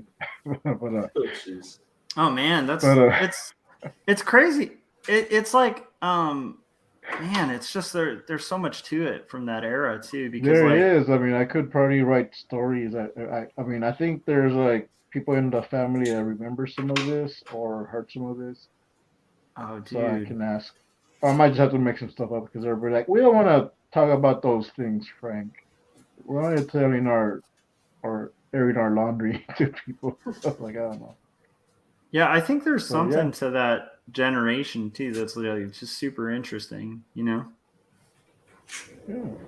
I'll be right back. I gotta wash this brush out before it dries. But I want to read that story now. I want to see Scott do some war comics now. Yeah.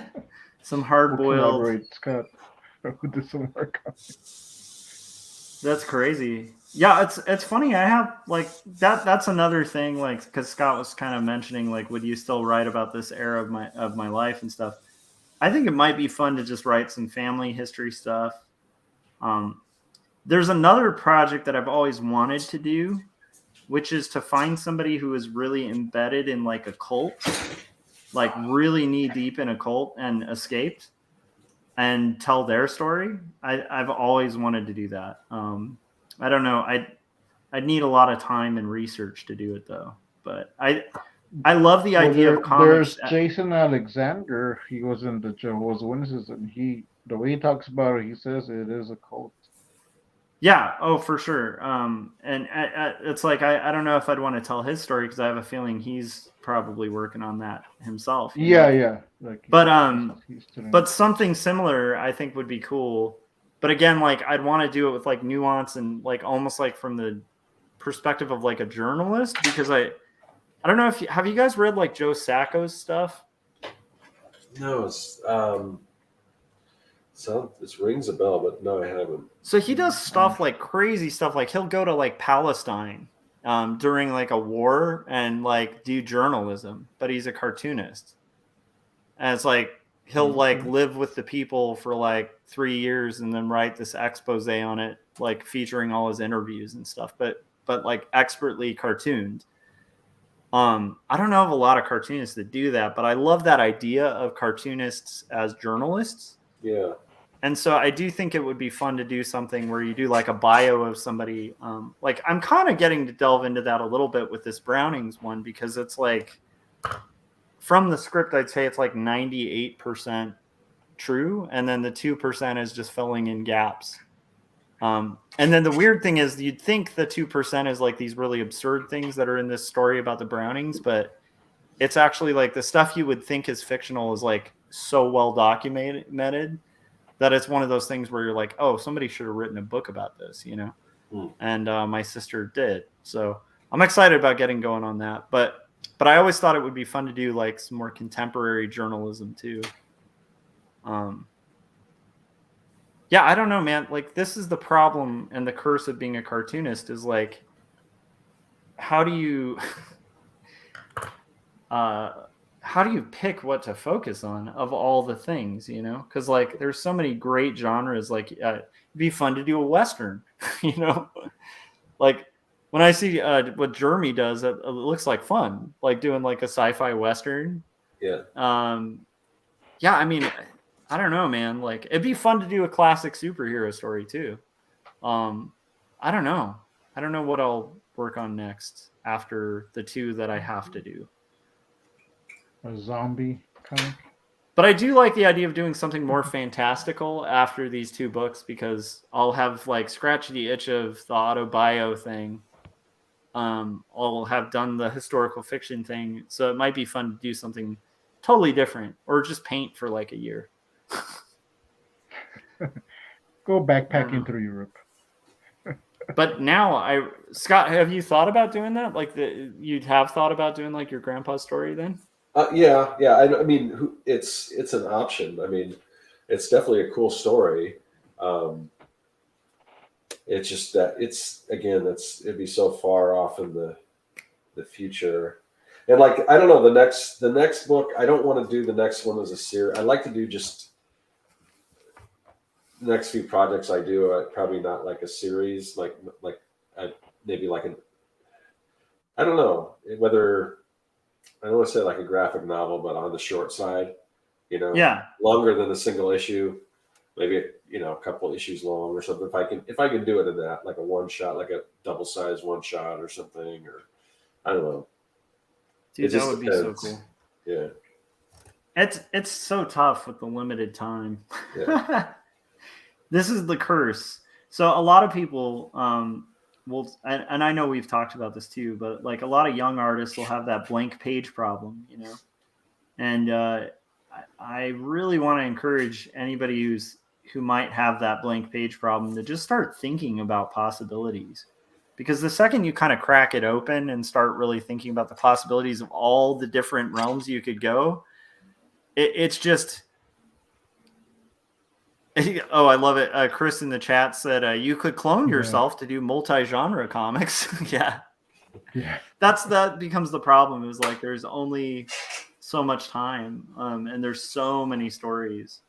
And then the beauty of it is that I don't think there's really a wrong story. I think it's just like kind of committing to the one you're most interested in, and then kind of doing the work to like work it out, you know?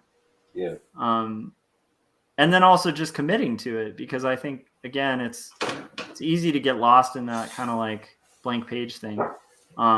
When Scott's done with Young and the Dead, it's like that's a unique thing that Scott will have accomplished, I think, you know, because you did it. And that's the coolest thing, I think, is the fact that you've actually stuck with it, and you're going to see it all the way through. And I think that's badass. Like that's admirable, and that's how it happens, you know? Yeah. Well, I'm definitely looking forward to, finishing it up and collecting it and everything. Speaking of, I just wrapped up the cover. Hell yeah. Wait, you got to show that. Hold on. Can you do it there? Make your I think so. Let me move the camera so it's not such an angle. Hold on. Because I want people to see. Oh, here. I got you. Okay, yeah. Can you see that? Let's see if it'll focus. Okay. All right, guys. Not This really is like. focusing. Oh, wow. And I will tell you guys, like when we had that meetup, and we're going to be getting into that meetup on Artcasters tomorrow, with a multiple panels of cartoonists. But I will say, when we had that meetup, just as a little teaser for what we're going to be talking about. Oh, I need to go back to there we go. Oh no, Scott, you got pulled out for 2 seconds. Oh, that's right. But yeah, like as just a teaser for that, like when we were meeting up, Scott had his blue lines for the page, and it's just like so clean. It's well, it's clean because it's digital. I did I inked that by hand, but the pencils were digital. I did those, so yeah, I can get it to look really clean and put Studio Paint, but my regular pencils are pretty messy. Landon was chiming in on the whole, because I think you were here, Scott, when we were having that, but I was talking about like how people kind of get fulfillment out of like bigger fulfillment out of like longer term kind of things, like where like if I pursue like short-term happiness, I'm going to do something like smoke cigarettes, which I have done, right? And that's the result of that is like a very long-term negative, but it's a short-term fix that's fun. And a lot of short-term fun things are kind of like that, where they're like temporarily fulfilling, but they're kind of like fruitless. And then there's a lot of long-term happiness things that are like really hard. Like, and I was explaining it like, it's almost like when you play a really difficult video game and then you beat it. It's like the joy you get out of that, as opposed to like playing on easy mode, is just like a million times more, right? More fulfilling. Yeah. And I think there's something about us as human beings where we really enjoy taking on challenges that are very difficult, but there's like a deep joy that comes out of overcoming those. And then on that note, Landon was saying that makes sense. And he said, one time a while back, I was playing GoldenEye on Nintendo 64. I put all the cheats and made myself invincible, and then it took all the fun out of it, right? So that was chiming in on that topic. And then also he was mentioning when you had ran off earlier that, were you running to your underground lair, Scott? Yeah, actually I was, because I had to get something from there. I love it. And then also Jimmy chimed in and said, what about short genre story anthology books? I think that's kind of cool. And then Chris also said I spent way too many hours on N64 GoldenEye. Oh, the days when we had endless hours to play games. I will say I didn't play a lot of video games. I've never owned a video game system, but I did have roommates early in college who had video game systems, and I will tell you, GoldenEye was like definitely played like probably way too often in an early college apartment. So, yeah, the one game that I did play that was, I guess, not your typical arcade game. It was like after the fact that I beat was because a lot of those games, old games, are just impossible to beat. But it was Dragon's Lair, and it wasn't the arcade game because that would have caught. I would have went broke really easy. But when they put it out on like a phone or whatever, yeah, where you could keep trying over and over again. That's not the right way to go. And it's just a matter of remembering sequence of events and doing it quick enough. And but you die and then you go all the way back again. It's like and you die in like really creative ways. But the first time you see the animation was always fun, and then like the third time you're just like, I hate this game so much. Well, and the people that played it in the arcade, because it was back then, it was at least 50 cents, which I know that was a lot back then. Because most games were a quarter, it was twice that. And you really typically you couldn't go that far without dying. It's like, oh, that's it. So people wasted a lot of money on those games. I would just watch people. I never played that game because it was too much. Yeah. I don't know. There is something really charming about arcades, but I gotta say, I'm kind of thankful that's not the thing anymore, having a son, because I'm like, holy crap, like you could blow so much money in an arcade. But then again, to be fair, we have to be really careful because like those app games, like if you're not monitoring your kid, like they could literally like pay like a college tuition in a night on one of those games. Like it's crazy. Yeah, when I worked for the game company, that's how they made most of the money, was just in-app purchases and things like that, and it was a lot of money. They were pretty successful so it could be a lot of money. Oh, dude, I had this period where I was unemployed for a little bit, and my wife was like pregnant with Ben, and it was like I was unemployed like right toward the end, like right before he was born, and then like the first like 3 months. And I say unemployed, I was employed, but it wasn't helpful employment, right? It was like I was like adjuncting, teaching a couple classes. And for anybody familiar with like adjunct pay, that's not enough to like support a family on. And then I was doing some freelance work and stuff, and I was like really freaked out. But I didn't even realize at the time my way of kind of coping with that while I was job hunting, I like started playing this like phone, like I think they're called like MMOs or whatever, like a multiplayer online war game. And I got so addicted to it. And then like I would wake up at like 2 a.m. to be a part of like these raids where we're like attacking other like clans and stuff in this game. And like I got to know these people who were like lived in Australia because they were always on when I was playing because I played weird hours. And just it like consumed my life for like a good 2 weeks. I was just like, there was like politics in it and like community stuff, and like there were these guys who were like multimillionaires who they just spend most of their time playing this game and then maybe do stock trading or something. That was like all they would do. But they would just drop like thousands of dollars on this game for like their groups and like their alliances. And luckily I just kind of had a day where I like woke up at 2 a.m. because I was like, I have to be there to like meet these people for this raid. And then I was like, I think I'm just depressed. I think I need to just stop playing this game because I think this is just me being depressed about like not getting callbacks for like work. Right. And so that was like my brief like few weeks of like dipping into the online like crazy like MMO world. And I was like, I can totally see how people get addicted to those things. Luckily, I just kind of kicked it, deleted it from my phone and stuff. But I don't know why I decided to share that story. I just thought it was funny because can you imagine me waking up at like 3 a.m, like I gotta invade this clan and like just forgetting art? Yeah. Not really. Well, it's good Yeah. to know you're human. Well, we all are, right? Like, but it was one of those funny moments of like, oh my gosh, like those games can be like all consuming, you know? Because in order to do it, like in order to like even be competitive in a lot of those like, you know, MMOs or whatever, it's like you literally have to be online like all the time, you know? Yeah. I don't know. Have you ever gotten sucked in, Frank, to like a giant like World of Warcraft-ish thing? Or Oh yeah. I used to play World of Warcraft when I got married and moved to Corpus. They played it a lot, so like they introduced me to it. So I had my own account, and like like it's time consuming, and I would also play the Simpsons Tap Out, which is a mobile phone game.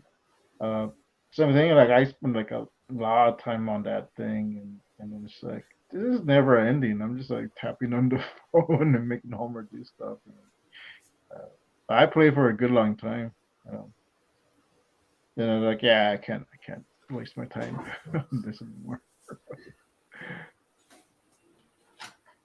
yeah, that's I think I fascinating. paid like once for in-app purchases, and that was just totally by accident that I clicked something and like, oh, I just spent real money on fake money.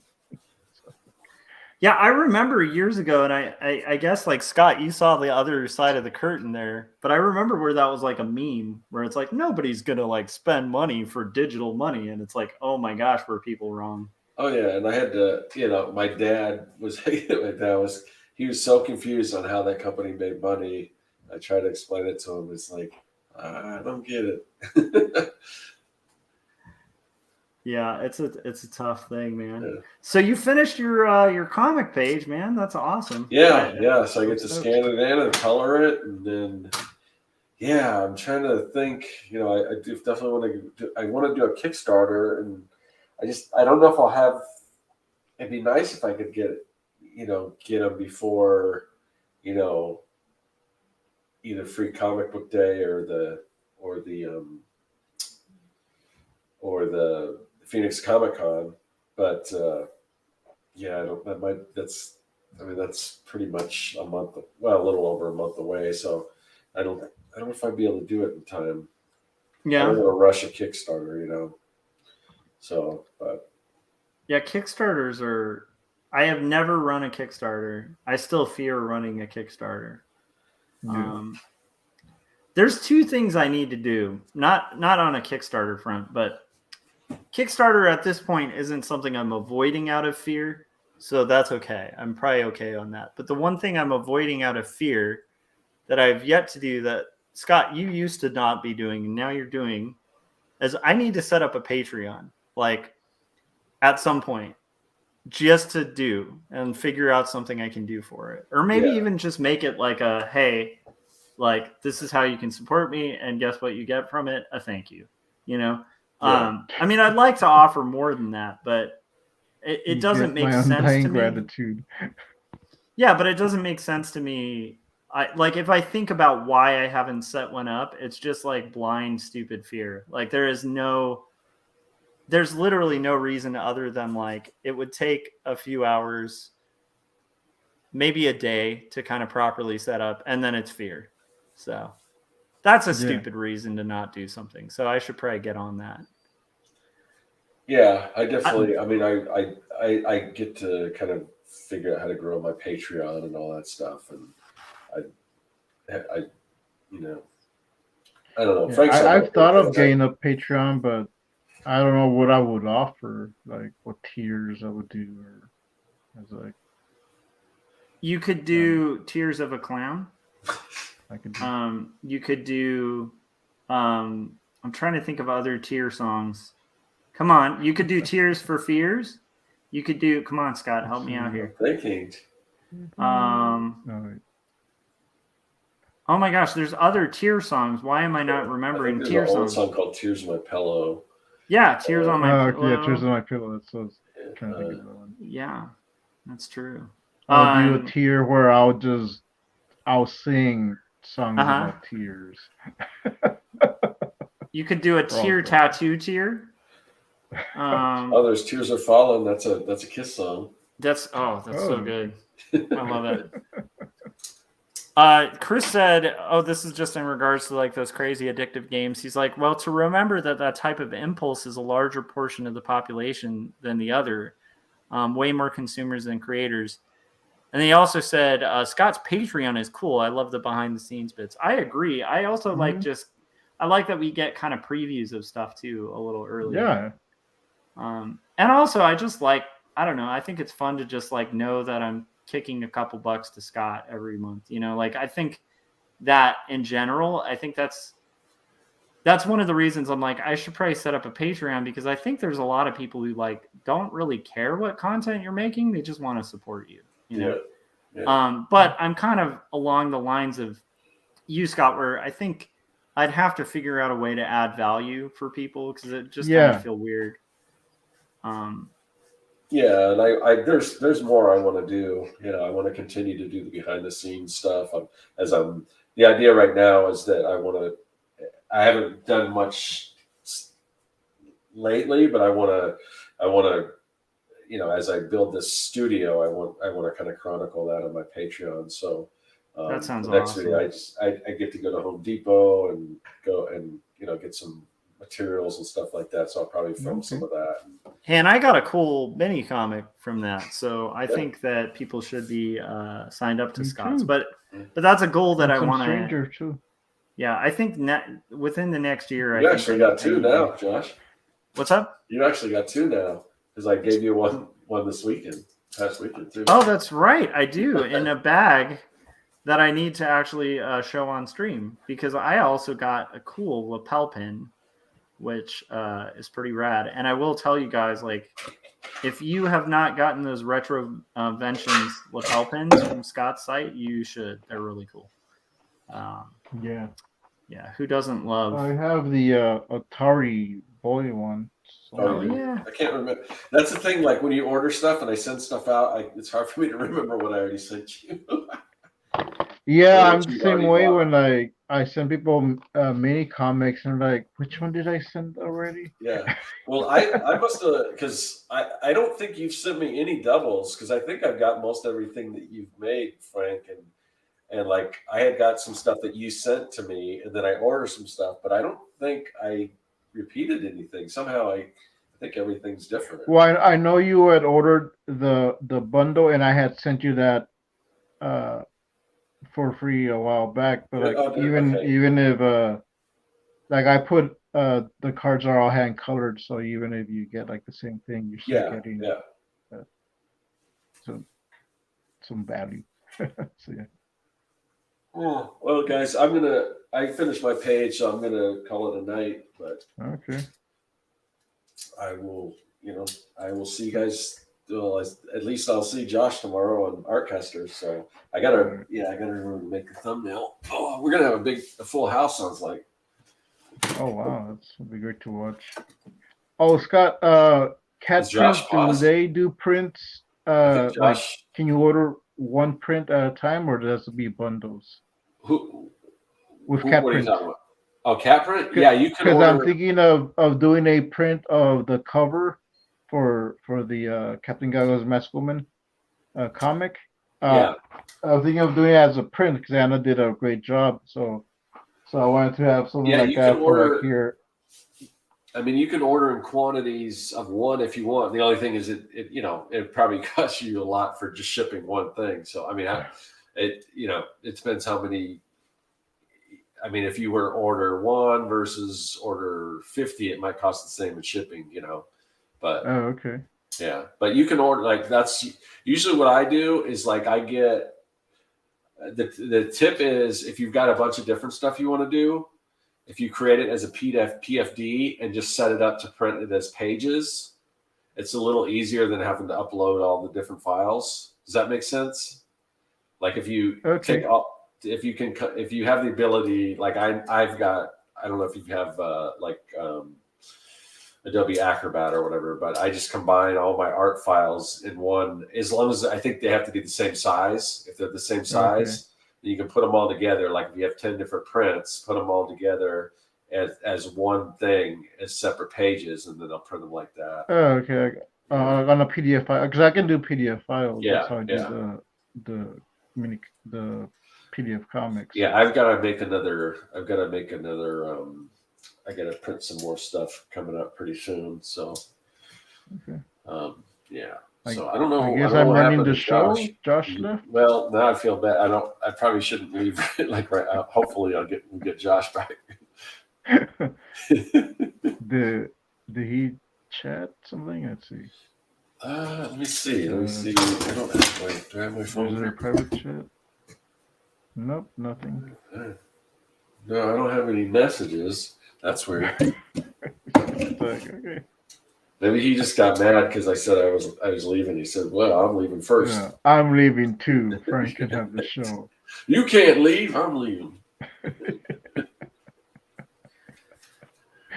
Oh, I'm about to print the comic. I already sent. I emailed the PDF the files to the guy today. So in 2 weeks, I should have the copies. And this one's gonna be in color. Yeah. It's the mini comics you got. It's the first 3 that tell that little story. Okay, cool. But it's gonna be ash can size and in color. So that'll be cool. And I put in the credits, like right on the bottom, that I used a lot of the elements from the Circworks toolkits. So. Yeah, I did see. I saw you post that on you shared that on one of the messages. Yeah. Yeah, I appreciate that. That's cool. Yeah. Oh man. Well, I did want to go to bed, but yeah, that's weird. I don't know what happened to Josh. Josh was abducted by aliens. Cause I mean, I can hold down the fort. I don't know if Josh is gonna come back, so I'll really just stay here on Josh's channel all night.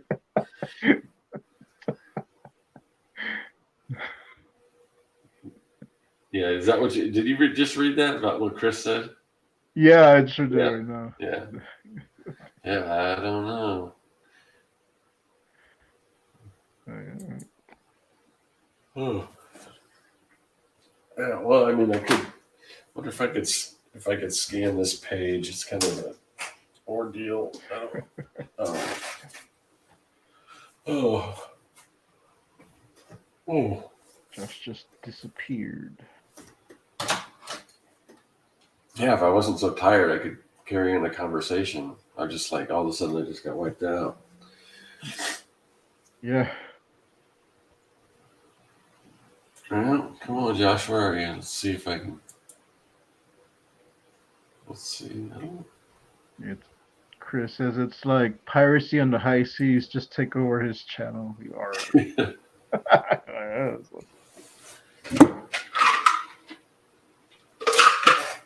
Oh yeah, so I guess we'll just talk about Artcasters tomorrow. So we're gonna. I think everyone that and don't quote me. I think pretty much everyone we met up with, except for Corey, because he's traveling, so he won't be there tomorrow. Okay.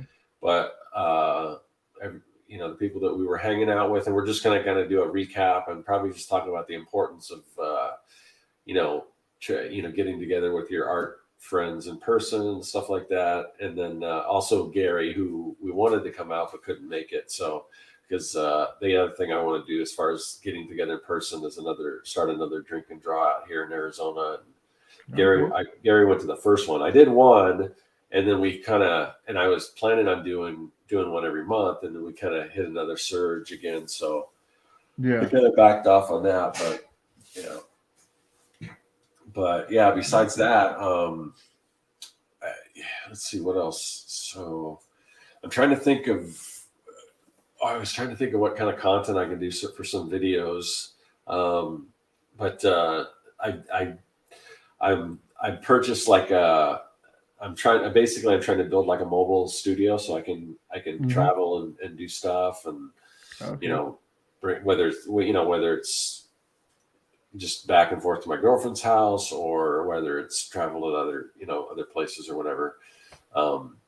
So maybe I might share some of that stuff. If I don't share it on my YouTube channel, maybe I'll just share it on Patreon. But yeah, and let's see what else I got. Once I get this new studio, I've got a whole bunch of ideas for other like video content that I've been wanting to do for a while. So it should be fun. It just seems like it's taking a lot longer than I'd like it to, but I don't know. Do you plan on using the telescope thing again? Because I know you used to use it as a. Yeah, I mean, I definitely want to. Yeah, I have to figure out. I wanted to. Oh, okay, maybe that's Josh. Let's see. No, let's see. Yeah, Josh messaged. Let's see what he says. Oh, okay. All right, let's see. Which one? I've got all these message boards up, and I don't know which one is. Which one is it? Let's see. Is that, okay. He said I think he's resetting. okay. I'm restarting to see if it resolves. Oh, internet outage. Okay. All right. Oh, okay. Okay. Hold on. Let me write that. Oh, what's that?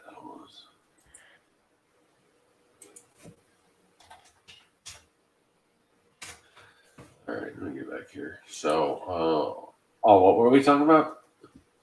The periscope. And the paralleloscope.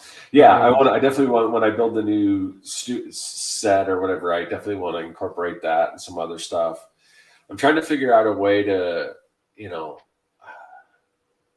I kind of want to have like faster cuts and make it a little bit more faster pace and stuff like that. That's one of the reasons why I haven't done the.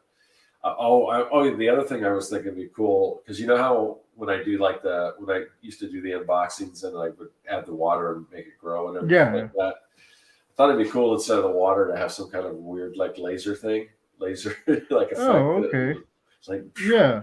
I don't know, some kind of old school Johnny Quest looking thing. I don't know. I'm still, I definitely want to lay more into the whole mad scientist thing and basically like do a lot more like more instructional stuff, more like tutorials, or just like I wanted to do stuff like make more like wax pack designs and like just all kinds of cool retro stuff. So I don't know. Yeah, I was watching some of the older videos where you're like making the props for the con. So you had like that radioactive box. Yeah.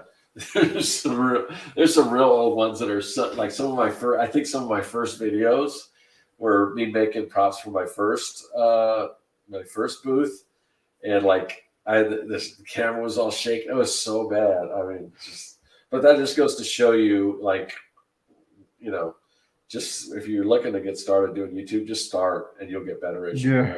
Because it's like, I mean, those old videos are pretty rough. Some people will find some of my older ones and they'll comment, and I'm like, wow, this video is old. Like, I don't even want to look at this video. It's so cringy. Yeah. Well, and then with mine, I've got all these old videos, and people will comment and they'll talk. They might have a question or they'll ask something about it, and I'm like, I don't remember what are you referencing. That was like years ago. I don't remember what I said, because I'll pick out a particular thing I said. I'm like, I don't remember what I said.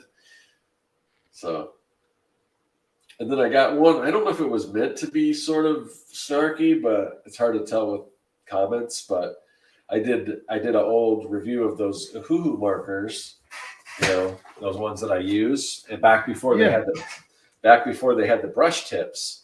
And in that video, I was talking about how I hope they come out with a brush tip, and I got a comment that was like, it's 2022. A hoo-hoo has brush tips now, and I'm like, I don't know if that's kind of how I read it. I don't know if that's what they were saying. But it's like it's an older video. I mean, what do you want me to go back and change older videos, or I got a similar comment recent too, that someone said it's 2022 in an old video where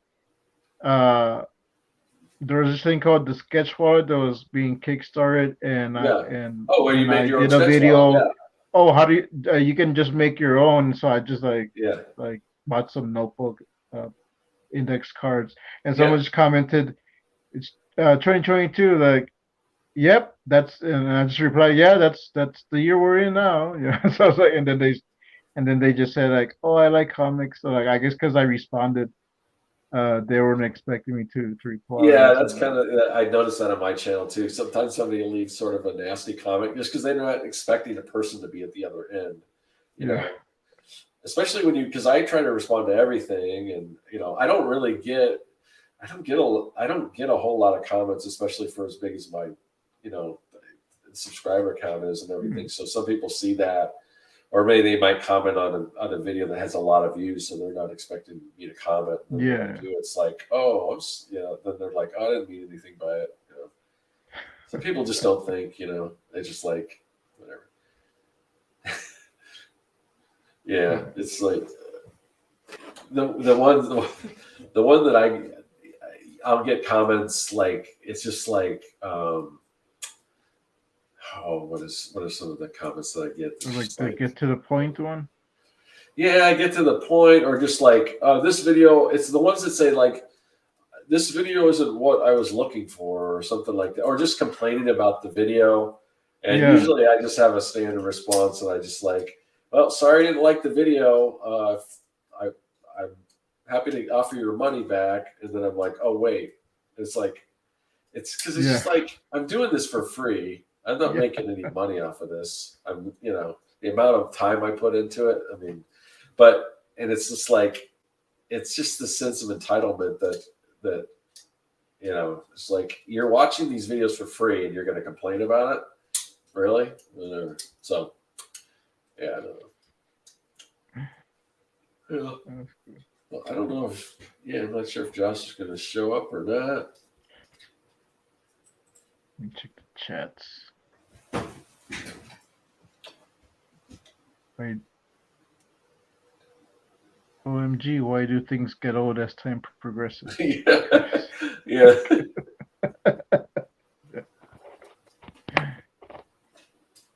Oh. All right. I don't know how much longer we hold on. I don't want to leave you here by yourself. I mean, maybe we can talk. We can talk mad scientist supplies. I got my goggles. I got these new ones that I bought on Amazon. Yeah, I just had I was going through my closet, and I had those beer helmets with you put the 2 cans of beer in it? Yeah. So I bought one of those thinking I was going to try to do something with it, and then I'm just trying to get rid of a bunch of stuff, so I put it in the Goodwill pile. But I'm like, okay. I was actually thinking about getting one and just really? put sodas or something. I saw one where it was like a cowboy hat. Like, oh, that would be cool here, but I just want to have something where like I'm out and about with water or something. Or when I'm streaming like here and I don't want to get up, I'll just have I'm here drinking my water and working on stuff. Hey, maybe I should buy that in the art casters before I turn it over to Goodwill. Yeah, because I usually make myself a drink, so maybe I just have maybe I can have my Coke here and my whiskey on the one, and then mix them together. Just combine.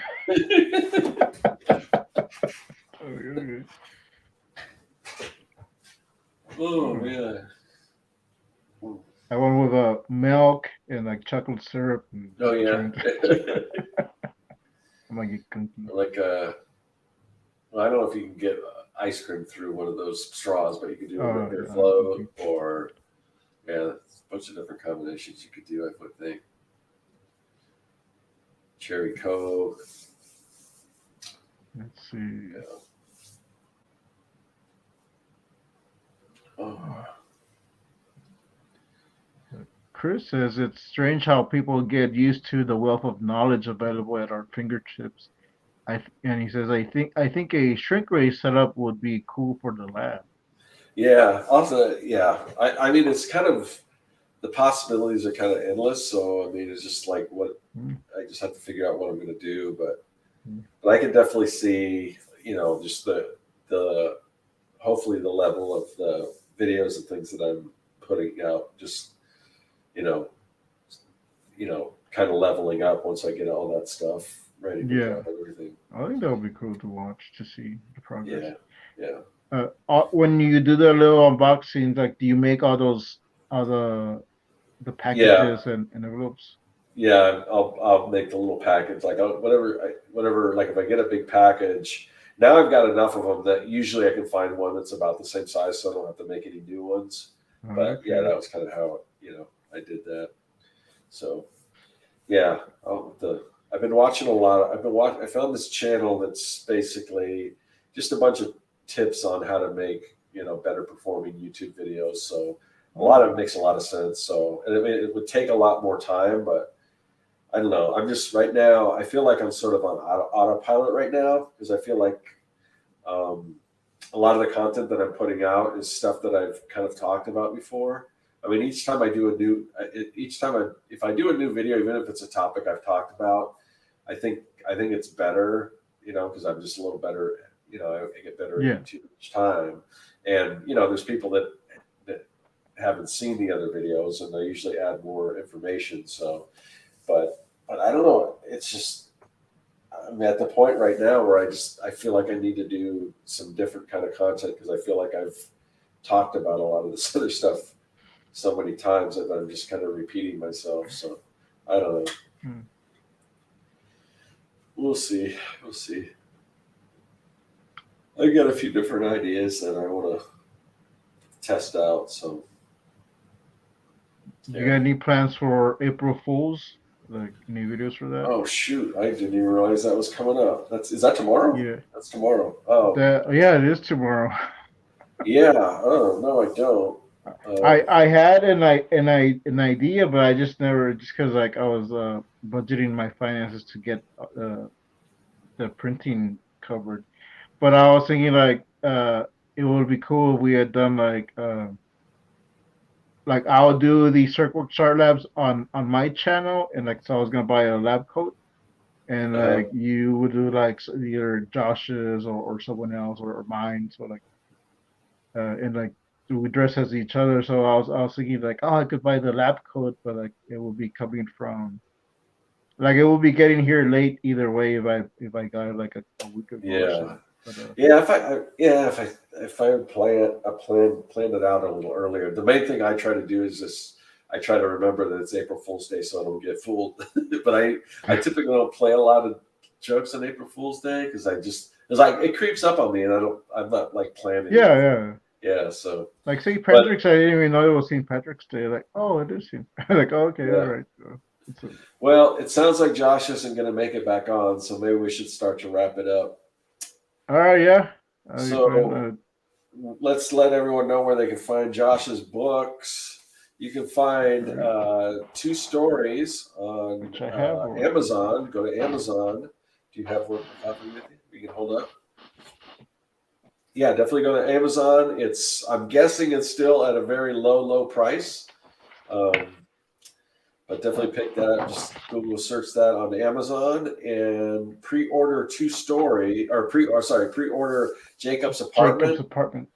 And do you pre-order that through his website, or he's telling people to ask your local comic book store, right? So ask your local comic book store to order 2 stories by Joshua Kemble.